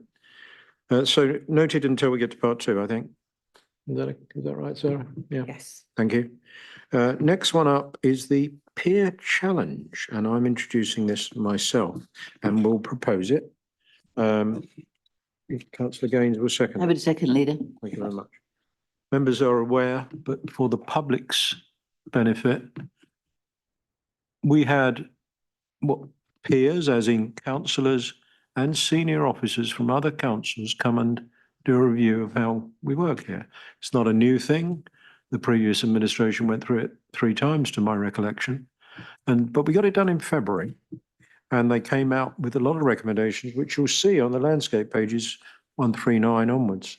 We have quite properly and rightly said what we will do to address the issues they raised, where we agree with them, of course. And you can see not only what we're planning to do, the timescale we're planning to do it by. We're going to keep this and we're going to monitor it every week or 2 with the chief executive to make sure we are achieving some very important things. Take, for instance, page 139. Give greater clarity regarding priorities and focus on things that will make the most difference, that can be delivered within the council's financial envelope, money and capacity. This will involve deprioritising things. And we are looking at that so that we select the ones that will make the most difference. So, for instance, rationalise the number of strategies and KPIs. We got 54 strategies here. And it's too many, far too many. We've got to look at, there will be some that there's a legislative requirement, send strategy later, for instance. But otherwise, it's not a comfort blanket to have a strategy unless it enhances the delivery of that particular subject. So that'll be looked at. And therefore, what does that mean? It means we'll have less developing these things, which take weeks and weeks and weeks, then go through a whole governance process, come here, are signed off, and sometimes I suspect are not necessarily referred to again until they're due to be rewritten. So forgive me for being on my soapbox on that one a little bit. We're reviewing the whole of the council's capital programme. There's dozens of projects that we're looking at again to say, is the business case strong? Is the business case for that project strong and compelling? And that's just, page 139, page 140. I don't have time to go through all of them, but I'm sure members will pick up where things need to be done. I like to think also the timescales in doing these are pretty short. There's a lot of September 24 on here. And we do have our peer challenge visitors coming back in December to see if we walk the walk. So we got to get on with it. A bit like Grand Designs, you know, come back and look at the house and see how you've got on and have you built it out and got the furniture in. So they'll come back and have a little look at us, and we'll have made real efforts to pick up the things that they've said. Long introduction. Let's have some comments. Any comments from the executive? Councillor Codling. One of the items on page 144 is the co-production of the Send and Inclusion Strategy, which is down for September, but is actually on this agenda. We've been able to bring it forward. The work's been done quickly, and I will be pleased to introduce that later. I'm glad you said that. We actually decided to bring it forward because it's urgent. And lest anybody say it's been on the forward plan, plenty of time for us to be legally able to bring it forward. So I'm delighted, and we can pick that one off and we can say it was early. Thank you for that. Now, having said that, any comments from the members on the other side? Councillor Bowick.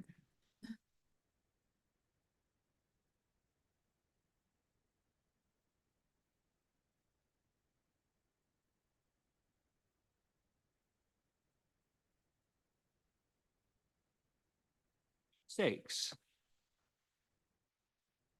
Thank you. Page 136, top of page 136, it says that executive members should continue the good work settling into their new roles, taking up opportunities to develop their skills, and so on.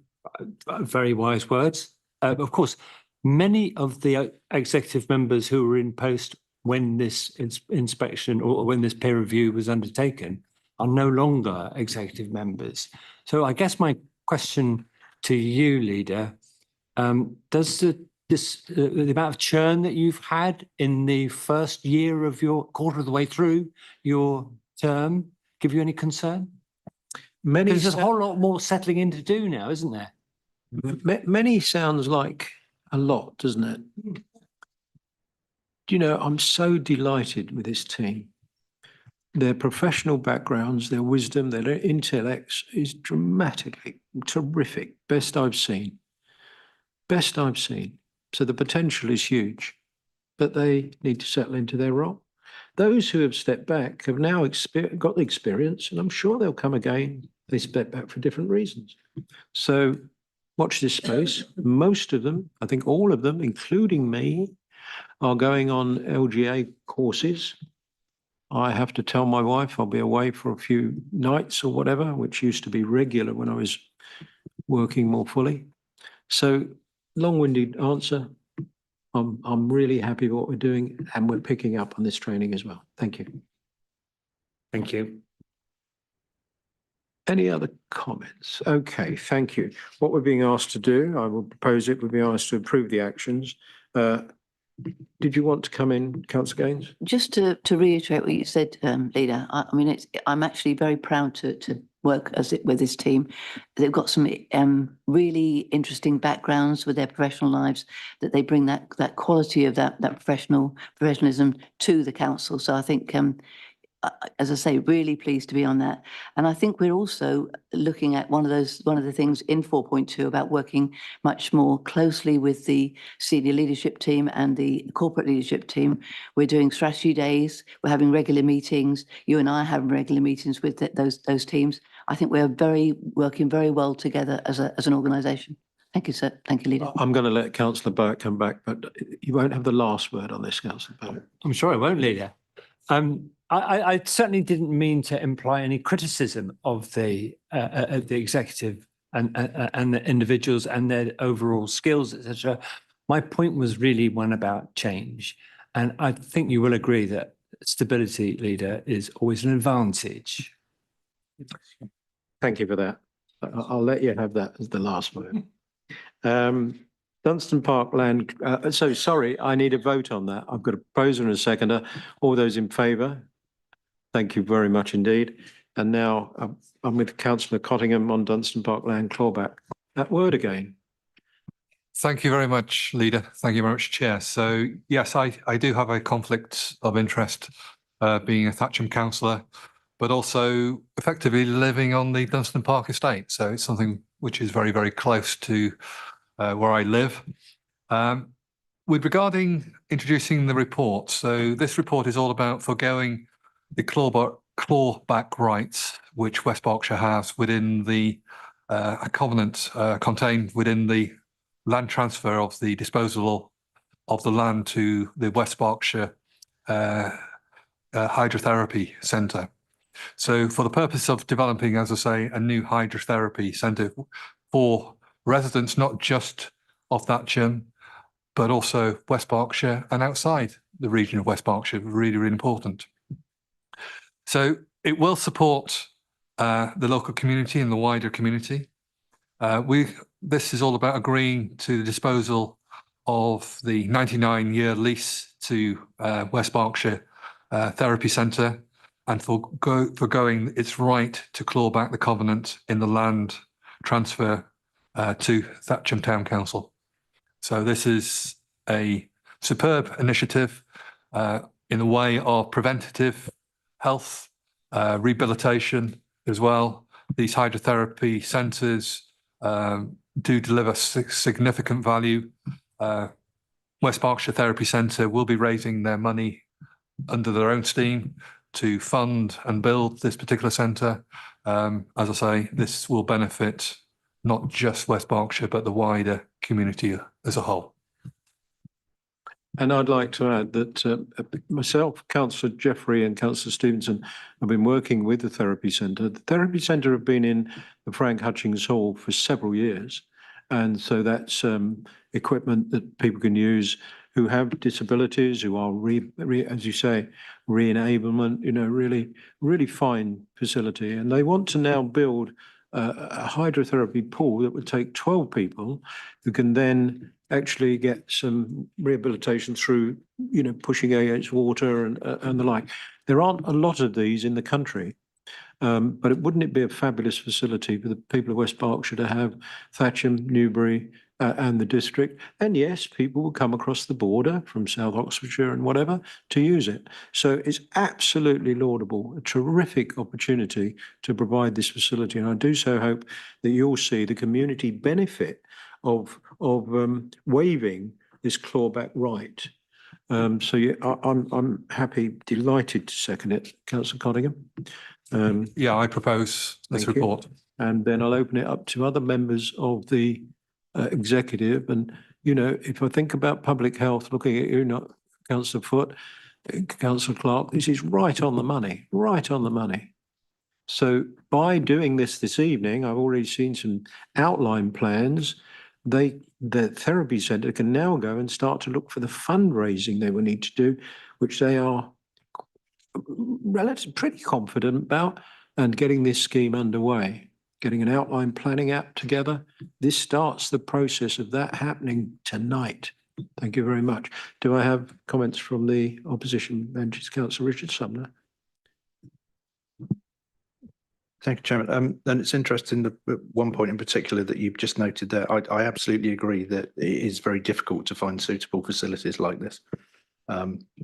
In our area in particular, it's been difficult for a number of years, and I know it made the press a few years ago with regards to the Royal Berks. My question is around 4.2A in the executive summary and the covenants that are listed, because the covenants included, and it may just be the wording and the way I'm reading it, used for the benefit of Thatcham Town residents.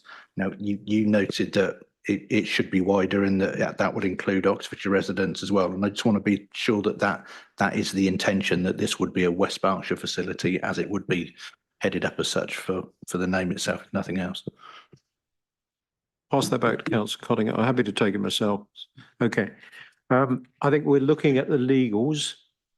The monitoring officer, the advice we've had is that we can waive it without, you know, knowing we're not against that principle, it's only for Thatcham Town residents. Any facility, be it we build another park, would be for Thatcham Town residents, but others would come into the area. So I give you an absolute assurance that that will be for the members of the public of the district. Wider areas, there is a fee if people come in, but this district will benefit the most, obviously, because of where it's sited. Does that help? Good to hear, Chairman. Thank you. McKinnon want to come in? Thank you, Leader. In the financial impact assessment, we're told that the clawback has a value and we are going to forgo that value as a council. What is the value of the financial income that the council is forgoing?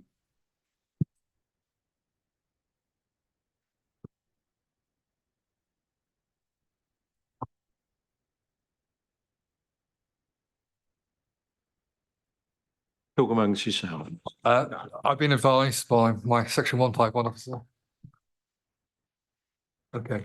It's best part 2 because it's potentially commercially sensitive. So rather than giving a number we'll give that number later to you in part 2. It's fine, Councillor Costingham. We'll hear the number later, although the public won't. I guess my question is, what would you say to schools who are having their budgets clawed back at the same time as West Berkshire is giving away financial assets like this? I'll take that because it's interesting how you weave that in. Thank you, Leader. We need to provide community benefit. This will do that. We need to help people right across the district. This will do that. The clawback you weave into the debate, this debate, we need to provide help and support for every child right across the district. Moving on. That's what you'd say to the schools, is Leader. Moving on. Well, that's all I've got on this. That's all you've got. Okay. Thank you much. All those in favour? I beg your pardon, you wanted to come back? Yeah, no, just a point of clarity, because we've said that we're going to talk about it in part 2. It's not actually agendaed for part 2, and I just want to make sure that we can do that I think Chairman's privilege will, come to the fore again. I do have some latitude. It's very little, absolutely. but I do have just some. checking that it's not on the agenda, and therefore we're able to do so properly. I get it. I think I know the figure off the top in the back of my mind, but I'm not mentioning it here. Okay, thank you very much. All those in favour, please. Okay, thank you very much. The next one, I think, is mine. Is it not? Okay, it's, I beg your pardon. I'm losing my mind. No, I'm not. Have I? I think it's mine. So tell me which one it is. Home to school transport. 13, right at the bottom there, tucked at the bottom there. Okay. Please, Councillor Codling. Thank you very much. Yes, I'd like to propose this homeschool transport policy for the academic year 2025-2026. Seems a long way off. The policy needs to be in place for when school admissions start in September of this year. So parents will start going round looking at schools in September if they haven't already done so. This is the first time this policy has been reviewed since 2018, and the review has been carried out as part of our transformation programme. And although it's not led to changes in the policy from the statutory minimum, which is where we're at, we have been able to make the policy more readable and accessible, because it does appear that not everybody has understood it in the past. As the report points out, we provide transport to school for approximately 2,000 young people across our district. This is a huge undertaking for our staff to organise, and also the partners who provide the service. This is especially so before the start of each academic year. So I know they are furiously working away at the moment. And of course, when things change during the year, there's an awful lot of work goes on. We will continue to review these arrangements to find efficiency savings where we can by working with the local providers, and also offer alternatives, such as opening up new walking routes, which would of course be better for health. As I say, I'd like to propose this policy. Seconder, please. Happy to thank you, Councillor Gaines. Any comments from the executive members to support this? Comments from the opposition side, Councillor Bowick. Thank you, Leader. Thank you, Councillor Codling. I note that in 5.7, you say that the paper says that a number of provisions are outside of policy and that there are opportunities to investigate these and to present savings options to members. I guess that's something that you're still considering. But what I urge you to do is to consider, first of all, how you communicate any changes to eligibility to parents, and also that you consider it well in advance of parents making their decisions on which school they want to send their children to, that they know that changes are afoot. Absolutely take that on board. But as I say, this is for 25-26. Any other changes are unlikely to hit for that year, I would imagine, unless we can improve things vastly. Yeah, communication is key. Any Councillor Wallace? Thank you, Chairman. Can I put in a personal request on behalf of my ward? Lambourne is in the unfortunate position of being slap bang in the middle between King Alfred's in Wantage and John O'Gaunt's in Hungerford. So people can be either side of the road, either they do get school transport or don't. Seems to me to be very inequitable. I've always thought so. Unfortunately, that is the policy we have to work to. It's done on the miles from the school, and I honestly don't know of another way of doing it, unfortunately. Somebody will be on that side of the road and somebody will be on that. And they can choose to go to the school that the transport is provided for. Can I just come back on one thing? But my understanding is that we pay for the school transport either to Wantage or to Hungerford. So it's not actually going to cost us any more. It just gives better flexibility to parents. I think, yes, that we do provide the transport, but if they it's parental choice as to which school they wish to go to. And if they choose the school that is further away, unfortunately, that's their choice and they have to pay for the transport. Thank you very much. I'll make progress if I may. We're looking to approve this for publication. It's been proposed, seconded. All those in favour? Thank you very much indeed. Now it's mine on the performance report, page 221. This got an airing at scrutiny. And I watched that later in the evening because I was out, so I couldn't be at the meeting. Which I know you referred. You asked me where asked what people where I was that night, Councillor McKinnon. Yeah, you did. Yeah, is the leader not available? Never mind. I'll try and get there most of the time. But I'm pleased with it. You made comments about some of it, which I actually have said to you already. I think we can improve. I think it's a good report, but I want a bit more on the reds. Because I can remember, and not all the executive can remember, the old style where the red was there. Why was it red? What's the mitigation? How quickly is it going to be fixed? I want to see if we can go back to something like that. You also talk, because I'm spiking your guns a bit here.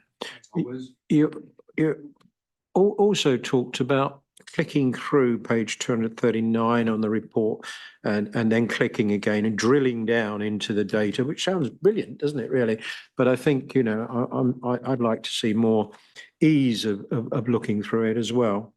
I certainly, if you look at page 239, and I'm not rubbishing my own report here, but I'm pointing out page 239, if the number of all crimes reported to Thames Valley Police in the period is 2199, well, what was it in the previous period? I think there's things we can add. I think the report is solid. I like the look of the performance overall.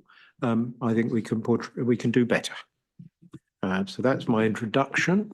Do I have comments from the executive? I'll be proposing this a second to Councillor Cottingham. Okay, to do it. And then from your side, sir. Thank you very much, Leader. And yes, I do remember asking where you were. It certainly wasn't intended as a criticism. I just thought you were going to be there. I know these things sometimes happen. And I appreciate your comments on the improving the accessibility. I made those points at scrutiny, and I'm glad that you're going to take those on board. I do have a specific question, actually. and it maybe just emphasises the point about accessibility for residents. So I have clicked through, and I've clicked through all the way to the KPI, which is in the tackling the climate and ecological emergency section. And the KPI is confirm plan to phase out the charge on garden waste collection. Now, I do have a political point to make on this, but this isn't it. You'll get my political point in a second. But this is a genuine, I'm looking at this, and if you'll click through with me, folks, see if you can do it, right? I know the leader said he wants to improve this. This isn't a dig at you just now. That comes later. But if you can click through the performance report and see if you can get there, we're looking for tackling the climate ecological emergency, confirm plan to phase out the charge on garden waste. You should see something like that. Okay, it's red, but you know, it's okay. You've only been in for 14 months. We'll give you that. And it says bigger values are best. I've always thought so. And I've got a graph which has got 175, 50, 25 down the left-hand side. I've got a red line, which is an actual, and I've got a green line, which is a target. I have no idea what any of that means. And leader, rather than get you or Councillor Gourley to explain what that means, because I think you might struggle with that one, it emphasises my point. I think we just need a bit more clarity. Is that the dig? No, that's coming in The a second. dig's coming next. Coming is it? dig. Oh, Dig. right, I'm getting ready for the dig. Dig's coming now. You ready? No, No. because Even we, better. we always said the green bin green bin charge would be phased out. So I want to keep reminding people of that. Let's have the dig. I've got my flak You're trying to jacket on. spike my dig as well, because what I've I've got my done, flak jacket I've on. done my homework, I've and got I wrote tin down. helmet on. I wrote down, leader, what Councillor Gourley told me at scrutiny, and he said that no one in the administration had ever said that you would phase out that garden waste charge by 2027. It was always an open-ended commitment. I'm asking you, do you agree with that statement? Absolutely. Thank you very much, leader. Because that's what the manifesto said, and that's what the delivery plan. No. The question was, Are we going to? has anybody in the administration's ever said that you would phase it out by 2027? And I mean in a public meeting here, like executive or council. Yeah, it's a good one. It's a trap you're laying because I cannot recall ever saying it. So no doubt you'll, not now, but probably later, and probably in the press, you'll come forward with another. You've allowed me a thrust, leader. Give me a final parry. Do you make that commitment? Right now, will you phase it out by the end of your term? Well, our end of our term might be 12, 16 years away. The Yours next was- election, yours was we can- 18. That's fine. If you want to go to residence with I'm that. not making a commitment. I'm sure the executive is not making a commitment with the huge financial pressures we have, the enormous financial pressures. How could I make that commitment? I would be derelict in my duty as a leader of this council to so do. Thank you very much, and I'm moving on. Thank you, leader. Thank you. Members, any other? Oh.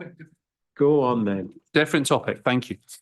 Back in autumn, Councillor Williston and I were very keen to urge the administration to undertake a proper consultation with local residents, businesses, and the emergency services before proceeding with the extended pedestrianisation in Newbury town centre. If you had listened to us at that point, that consultation could already have been undertaken. There is a question. It would already have been undertaken and you could have got the go-ahead. Given the delay now reported in this report, do you wish you'd listened to us back then? No, I'm not going to take that now because I believe there's a question. Hold on. There's a question coming up on that very subject. If you could wait. Well, leader, we can ask Yeah. same questions on a different topic. Well, I don't know. It is a different topic. I'll let Councillor Gaines have a go. Hang on.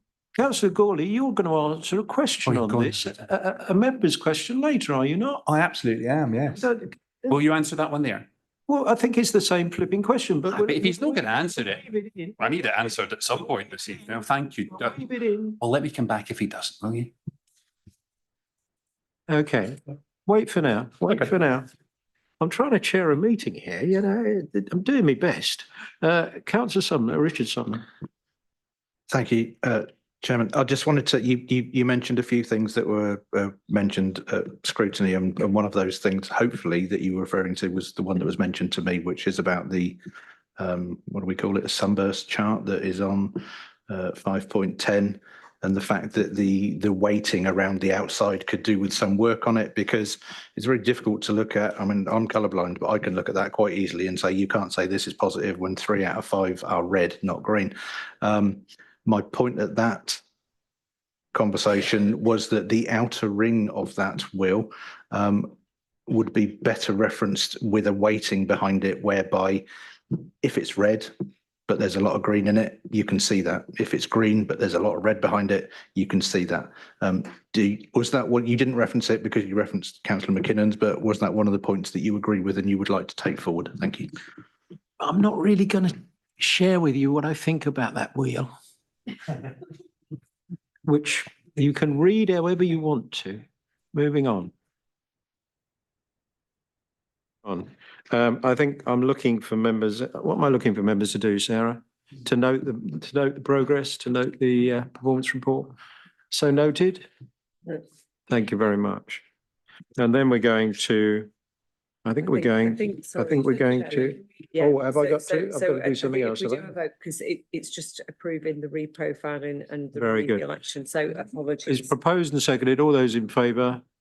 Thank you very much. Except Councillor Gawley. Thank you. Thank you, Sarah. Urgent items. We brought this item forward. I said so earlier in the beginning introduction. Councillor Codling, please. Thank you, Leader. Yes, the Send and Inclusion Strategy 2024-29. I'm really pleased that this is now here and early, so that's always a good sign. The impact of special educational need or disability has on a child or a young person and their family can be incredibly complex. Across early years, education, social care, health, and into adult services. It's important we have a joined up approach which is set out clearly so all key stakeholders can understand exactly what the local authority and its partners is doing to address to meet local need. It's a requirement of the SEND Code of Practice and the Children and Families Act 2014, and almost certainly it will be one of the first documents that Ofsted and CQC will ask to see when they conduct their inspection of the local areas partnership arrangement for SEND. We're awaiting that inspection sometime maybe in the autumn, don't know. This strategy is based on a period of extensive co-production work, work undertaken by the SEND service and its partners during the latter part of last year. This was with voluntary sectors, schools, health and parents. You will be aware that we are part of the Department for Education's Delivering Better Values programme, and the Council, in return for a one-year grant, committed to a number of actions designed to help us to shift the balance of service delivery from late intervention to early preventative intervention and support, and away from the use of expensive non-maintained provisions to more local maintained provisions. This will help us deliver better services at the right time for children and young people, which will critically not only lead to better outcomes for them, but it will also help us reduce and control high needs expenditure. As we don't need multiple strategies and approaches, we've included the work required under the DBV programme in the SEND and Inclusion Strategy. It's now called the Innovation in SEND, and this drives strategic and operational development in this area. This clearly aligns with a number of council priorities, including services we are proud of, a fairer West Berkshire, a prosperous and resilient West Berkshire, and thriving communities with a strong local voice. There is now a clear, strong and ambitious vision for our SEND and inclusion services in West Berkshire. We need to ensure that children with SEND receive the right support, adjustments and interventions at the right time for them to thrive in childhood and to prepare for adulthood. This also, the vision has 6 priorities. These are early years, early intervention, inclusion, developing local specialist provision and support, strengthening alternative provision, and preparation for adulthood. Attached to this document is a full and detailed delivery plan. This sets out further details for 2024-25, and this will be regularly monitored by the SEND Strategic Improvement Board to ensure it's meeting meeting its targets. Because the area is quite complex, things fluctuate, and that is a delivery plan that will change and flex over time to ensure that we are actually meeting our targets. I'm really pleased that this is coming forward. Thank you. So you're so proposing. Do I have a seconder? Councillor Clark, thank you. Good news and a lot of good work done. Councillor Berwick.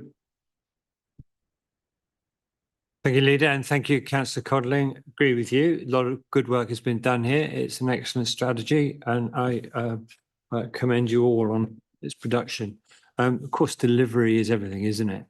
And I'm a bit surprised to see that the delivery plan, which is still a draft delivery plan, but it surely must be a de facto plan when we've got targets that are so near. At 1.3.2, the target there is May, June 24. So how drafty is it? And if it is very drafty, shouldn't it be buttoned down by now so that we can start measuring against it, or you can start measuring against it? Some of the reason that it is still drafty, quite like that word, is the fact that we're waiting on some data, and we have a data analyst working on that, which will help us hugely. That particular one, I'm not sure of the answer, but I can find out. I wasn't asking about that specifically. It's just an observation that you've got dates in your draft plan. You've got dates that are historic. It just seems anomalous. And just a question then, a question on the presentation. What are the blocks that marked out in pink? What does pink mean here? Yeah, that is currently in action. That's stuff that's being worked on right now. And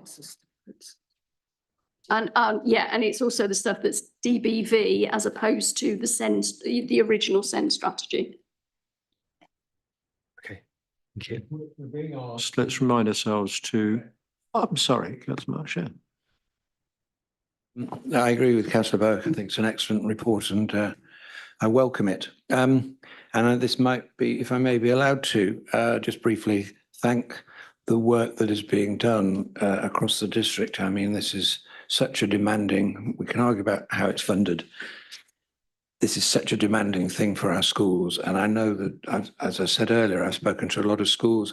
There's concern about the ever-growing number of EHCP applications and how schools will meet the legal responsibility to support those children. They're doing a fantastic job under great pressure, and I hope we all agree with that and welcome that. And then also the specialist schools such as, Brookfields and the Castle, both doing a fantastic job as well. And in fact, I recently attended the World of Work Day at Castle School, because it's post-16, which is in my ward, and they're just amazing. The students and the staff there are doing an absolutely fantastic job. What I wanted to ask, though, and we've alluded it a couple of times earlier, and is the report today by the Local Government Association and the County Councils Network. And they say that SEND services, and I think probably some of our schools would agree, are overwhelmed and dysfunctional. And it's really strong. And the Secretary of State herself says that we need to restore parents' trust that their child will get the support they need in a mainstream school or in a special school. And there's nothing of that in here. And I don't want to be put a downer on it, but bearing in mind what we've heard earlier about the shortfall in funding, which is huge and going to be much bigger, how are you going to deliver this? And bearing in mind what I've just said about this report, which says it's kind of collapsing almost in some parts of the country. I mean, how are you going to do this? Thank you. It's incredibly difficult. The system is dysfunctional. How do we deliver this? We are doing our absolute best to provide the services for these young people, but we are doing it with our hands tied behind our back. But we will do our absolute utmost we can for these young people. I'm going to move on, I think. Councillor Richardson. Thank you, Chair. I'm going to come back to colours again, and I'm advised it's blue, but I'd like to understand in a red, amber, green status definer what blue actually means. Should we have it as a brag status now, or garb, or are they going to disappear? Thank you. Blue isn't started. So red then. No, not red, because it's not due to have No, started. it's a rag status, councillor. It's red, amber, green, and even as colour deficient as I am, I know what the words mean. We take that on board. I'm sure the officers will take that on board across all the directorates. Members, I'd like to now move to the vote on this. Councillor Gaines seconded it. Councillor Clark seconded. Did you want to speak, sir? Okay. Did you want to speak, Councillor Gaines? All those in favour, please. Don't forget we're voting for the strategy.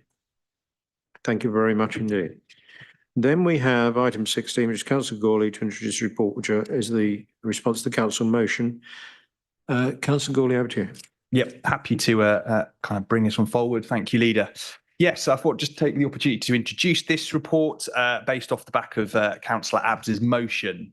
So first off, I just want to set out the context that this motion and the proposal are framed within. In January 2024, West Berkshire saw the worst flooding this area has seen in 10 years. Flooding from main rivers, from foul water sewers across West Berkshire. In fact, it's only just this week, so we're talking the 25th of July, that residents of Newport Road, Pike Street and Walton Way in my ward have seen the last of Thames water tankers have been tankering continuously since the first week of January. I also just want to take the opportunity to recap some of the clarifications that I made on the original motion, where this alludes to the Tesco culvert blocking the development of Bond Riverside. It doesn't. As I've mentioned before, the council is aware that there is an existing constraint which can cause water to back up during flash flooding, and we are committed to finding a solution. Council officers are investigating a solution to this existing issue, considering the whole catchment for the Northbrook, including the Bond Riverside site and the flow through that culvert. And discussion has already taken place with the Environment Agency, and a project brief will be developed to bid for funding to study an appropriate solution.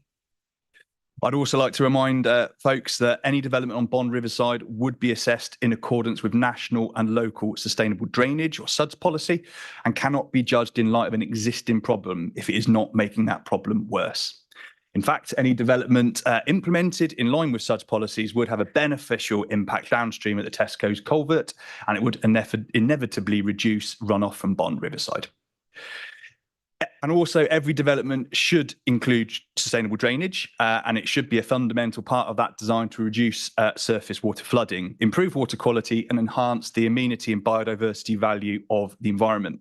This is no different for Bond Riverside, and its development will be taken forward with sustainable drainage as a fundamental principle of that. So, just moving on to the recommendations in the motion that Councillor Abb asked us to do. And I think it's important to note that we've already been acting on elements of this motion already since the new administration formed back in May 2023, before this motion was even submitted. Those recommendations, such as point 1, entering dialogue with third parties, multiple meetings have already taken place with interested residents, and there's another in the pipeline for August. And point 2, working towards a solution that takes into account historical and potential future development of Bond Riverside and associated areas whose runoff goes into the culvert. And as mentioned earlier, the council officers are already investigating a solution and working with the Environment Agency on that. So moving to points 3 and 4 of the motion. Believe me when I say I mulled over and over and over again and discussed with others around supporting these points and setting up a critical path committee or similar reporting back to the council. But when I reflected on the fact that we're about to receive the draft of our Section 19 investigation report into the severe flooding of January this year, the worst in a decade, and whilst I absolutely empathise with residents of London Road and the flood risk that exists there, there are also many, many other residents across West Berkshire and within my own ward who are directly affected by flooding in January this year. We need to look at all of the emerging priorities holistically, following the outcomes of the Section 19 report, and it's important that residents across the district are treated equitably and resources applied accordingly. On the specific point about the culvert, there is a team, as I've said, already looking into this, and work is starting on that, as previously stated. And as things move forward, we will keep key stakeholders updated via the relevant and appropriate channels. But we need to make those decisions based on what is right for all of our residents across West Berkshire, and we must be equitable in our approach. We will need to manage these existing priorities, such as the culvert, and the emerging recommendations from the Section 19 report for our existing governance processes. I and our council officers will continue to work with the flood forums and interested residents in the spirit of collaboration, as I and the council have already done to date, and we will do this through the existing frameworks and forums that we do already have. But as I said, we need to be equitable and fair in our approach to flooding and flood risk and how we work the priorities to ensure we are fair for all our residents across West Berkshire. And that's why I proposed the recommendation in this paper, Leader. Thank you very much for proposing that. Do I have a seconder? Councillor Gay. Second that, Leader. Thank you very much. Do we have any comments from the executive? Across the chamber, Councillor McKinnon. Oh, just a wee one, thanks, Leader. I could listen to Councillor Gurley all night. I really could.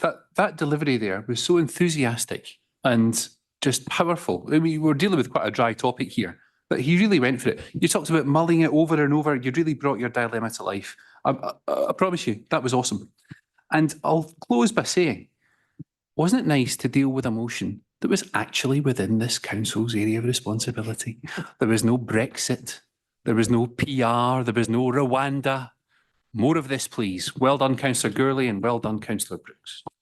I'm going to take the first comment you made on its face value, because I thought maybe you were being a tad sort of sarcastic there. Absolutely not, Leader. I Thank meant you. it very, very validly. I'm glad of that, because I can remember listening in this chamber for many minutes to somebody called Jeanette Clifford, who would give absolutely comprehensive answers and introductions that, we certainly covered all the bases. In terms of the motions that you are going to come back to time and time again, do you know, we have quite a lot of influence. We speak on behalf of 168,000 people. And I think it's quite proper that a council of this size should state its view and lobby accordingly and write to members of parliament and secretaries of state.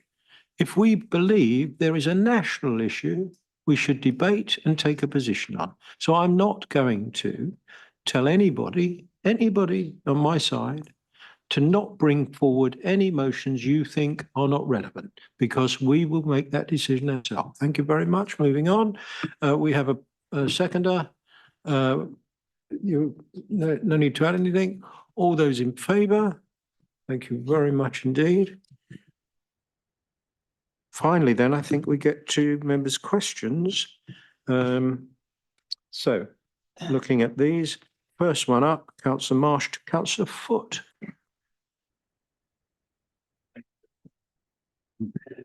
Thank you very much for your question, Councillor Marsh.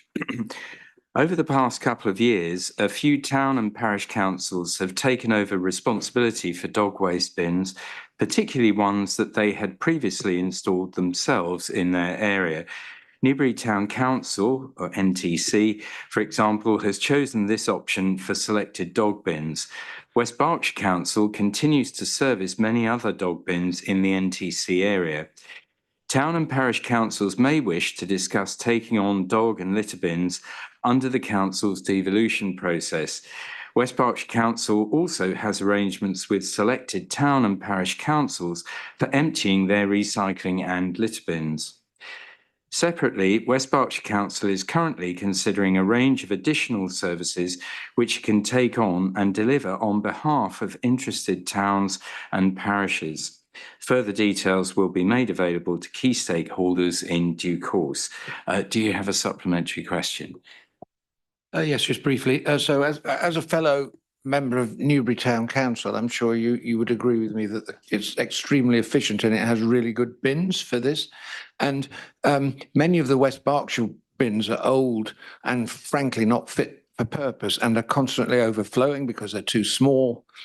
I appreciate that money is tight, but do you think that there could be a programme of replacing some of these? Because if you look at a town council one near, and then go and look at a West Berkshire, there's no comparison. I mean, there's a health issue about some of the West Berkshire ones now. They really need replacing, whoever's going to be running them.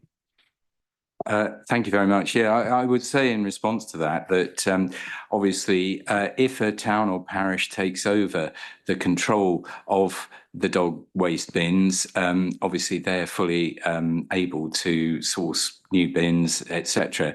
I mean, you mentioned that there are tight budgetary constraints, and it may be, as we've said in that previous answer to your question, the devolution aspect might come into play. And of course, the other thing is that parishes are very welcome to, contribute to West Berkshire for additional collections. That would be something that we could consider as well. So thank you for that. It does come down to, and we will be putting a parish sort of offering together for all the parishes and all sorts of services quite soon. This is the stuff we need to debate and talk about in here, Councillor Finnan. Dog waste, dog bins. That's what we should be talking about in here. That micro level stuff. Never talk the macro level stuff. Talk the micro level stuff. Sorry, I'm being sarcastic now, but there you go. Indeed, absolutely. It's the old Ways and Means Committee of the Parish Council, isn't it? Okay, on to the next one. I don't think Councillor Vickers, unless he's on the screen. Yes. He is. Then we'll take it. Thank you very much. And it goes to Councillor Gordon. Yep. Thank you, Councillor Vickers, for your question. The council's highways network management team is currently reviewing its street naming and numbering policy, and I'd happily include you in that review process, given your concerns. Do you have a supplementary question?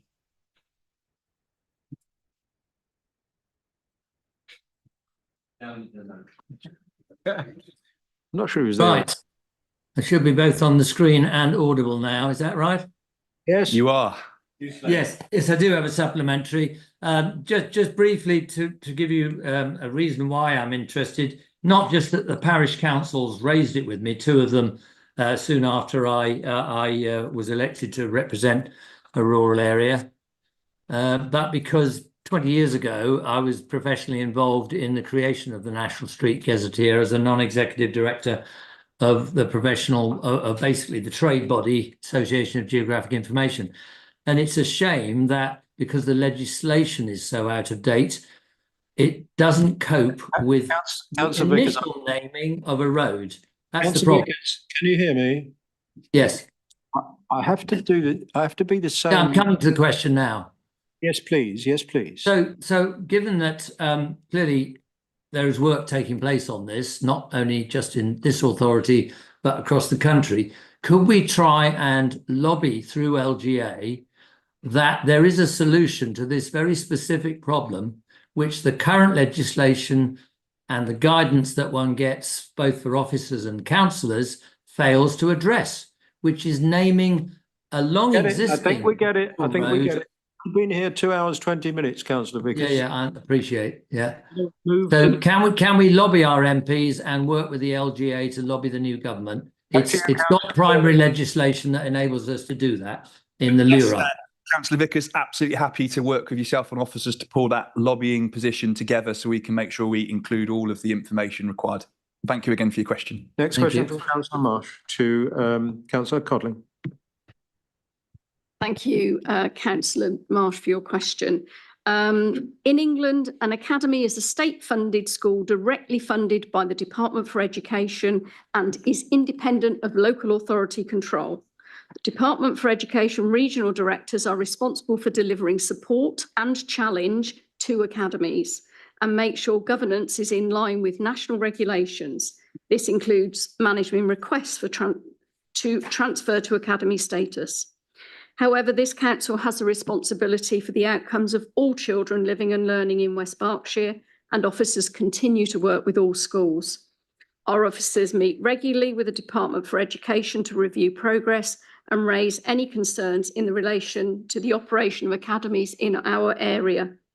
In addition, the council continues to deliver a range of services to academies. In some areas, such as safeguarding and special educational needs, the council retains a statutory role, whilst in others, such as school improvement and governor support, these services are traded. We aim for an effective partnership with all schools and academies in the area. Our focus remains on ensuring all children and young people achieve their best outcomes. Do you have a supplementary question?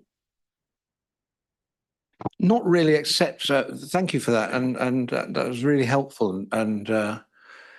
So when you say that you're responsible for all children, which I'm very pleased to hear confirmed, and if there were, for the sake of our concerns about the governance of an academy or academies, then it would be of. That's what I'm trying to get at. It would be of a matter of concern for the council, and it would be appropriate to raise it. Yes. Well, it would have to be raised with the regional directors or via the governors. If it was a safeguarding issue, definitely us. And if it's SEND, yes, we would. But really, the regional directors at the Department for Education are your place to go if you have a concern.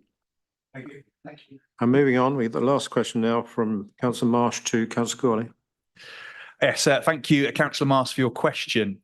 The extension of the pedestrianisation in the town centre needs Secretary of State's approval, and an application to the Department for Transport was submitted earlier this year. Unfortunately, the Department for Transport seemed to have struggled to grasp the differences between an experimental traffic regulation order and a traffic regulation order, which has hampered somewhat progress. So the information that they've asked for on further stakeholder engagement regarding this change means we will not be in a position to bring this change forward for the summer months as we had aimed for and hoped for. Alongside the above challenges, we also encountered delays with regards to the general election being called, with the Department for Transport stating they wouldn't be in a position to review again until later in the year. Let's hope that perhaps with a more friendly and devolution focused new government than the ex-Conservative Prime Minister, we might well get some more traction on this one. We will be undertaking an engagement exercise in the near future to gather the information, and we'll be resubmitting our request to the Department for Transport in time to undertake a trial next year. Do you have a supplementary? Thank you. Did he? No. Well, can I take Councillor Marsh's supplementary off him, please? The answer you're looking for is no. No, because I consider that the consultation has in fact happened, and we disagree about this. This is just nonsense. Councillor McKinnon, I give a lot of latitude, but I'm not going to do that with you on this occasion. We've been going at it quite some time now. So I'm about to close the first part of the meeting. I'd like to thank all members. And particularly early on when it was fraught, and rightly so, in terms of a very important subject. What I would like to say to Councillor Marsh and Councillor McKinnon, you come and see me any time. You can play it out in public when you think we've done something wrong, but my door is always open for a coffee, a chat. You can press me to through the administration and the executive to perhaps change course.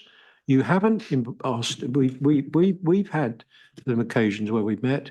Councillor Marsh, you haven't done that since you've been the minority group leader, but the invite is there to both of you. Councillor McKinnon. Thank you for that, Leader. I don't think that was a dig, was it? That was an offer. But just when you said about playing it out in public, we've been playing it out in private as well. We've been corresponding with Councillor Codling and others, often struggling to get replies. I'm glad you're doing that. I hope that wasn't a wee dig. In public. The public will demand that. I get that on that particular matter, and others to come in the future. And I'm not saying come and talk to me and then don't describe your anxieties and concerns in public. I'm not saying that. What I'm saying is the offer is there to talk. The old jaw, not war, is often a good phrase. I think Churchill used it probably about Russia, the USSR. So I'm going to close the meeting. in terms of part one. I'm going to ask members to agree by voting that the press and public leave the room in accordance with Schedule 12A of the Local Government Act 1972. Do I have a vote for that? Thank you very much. Thank you, Nikki. Good to see you. Mr. Pearce, Mr. Goatley. Thank you and good evening. And Mr. Chiverton, you'll tell me when the Zoom is off. Thank you very much. So we're back to item 19, Councillor.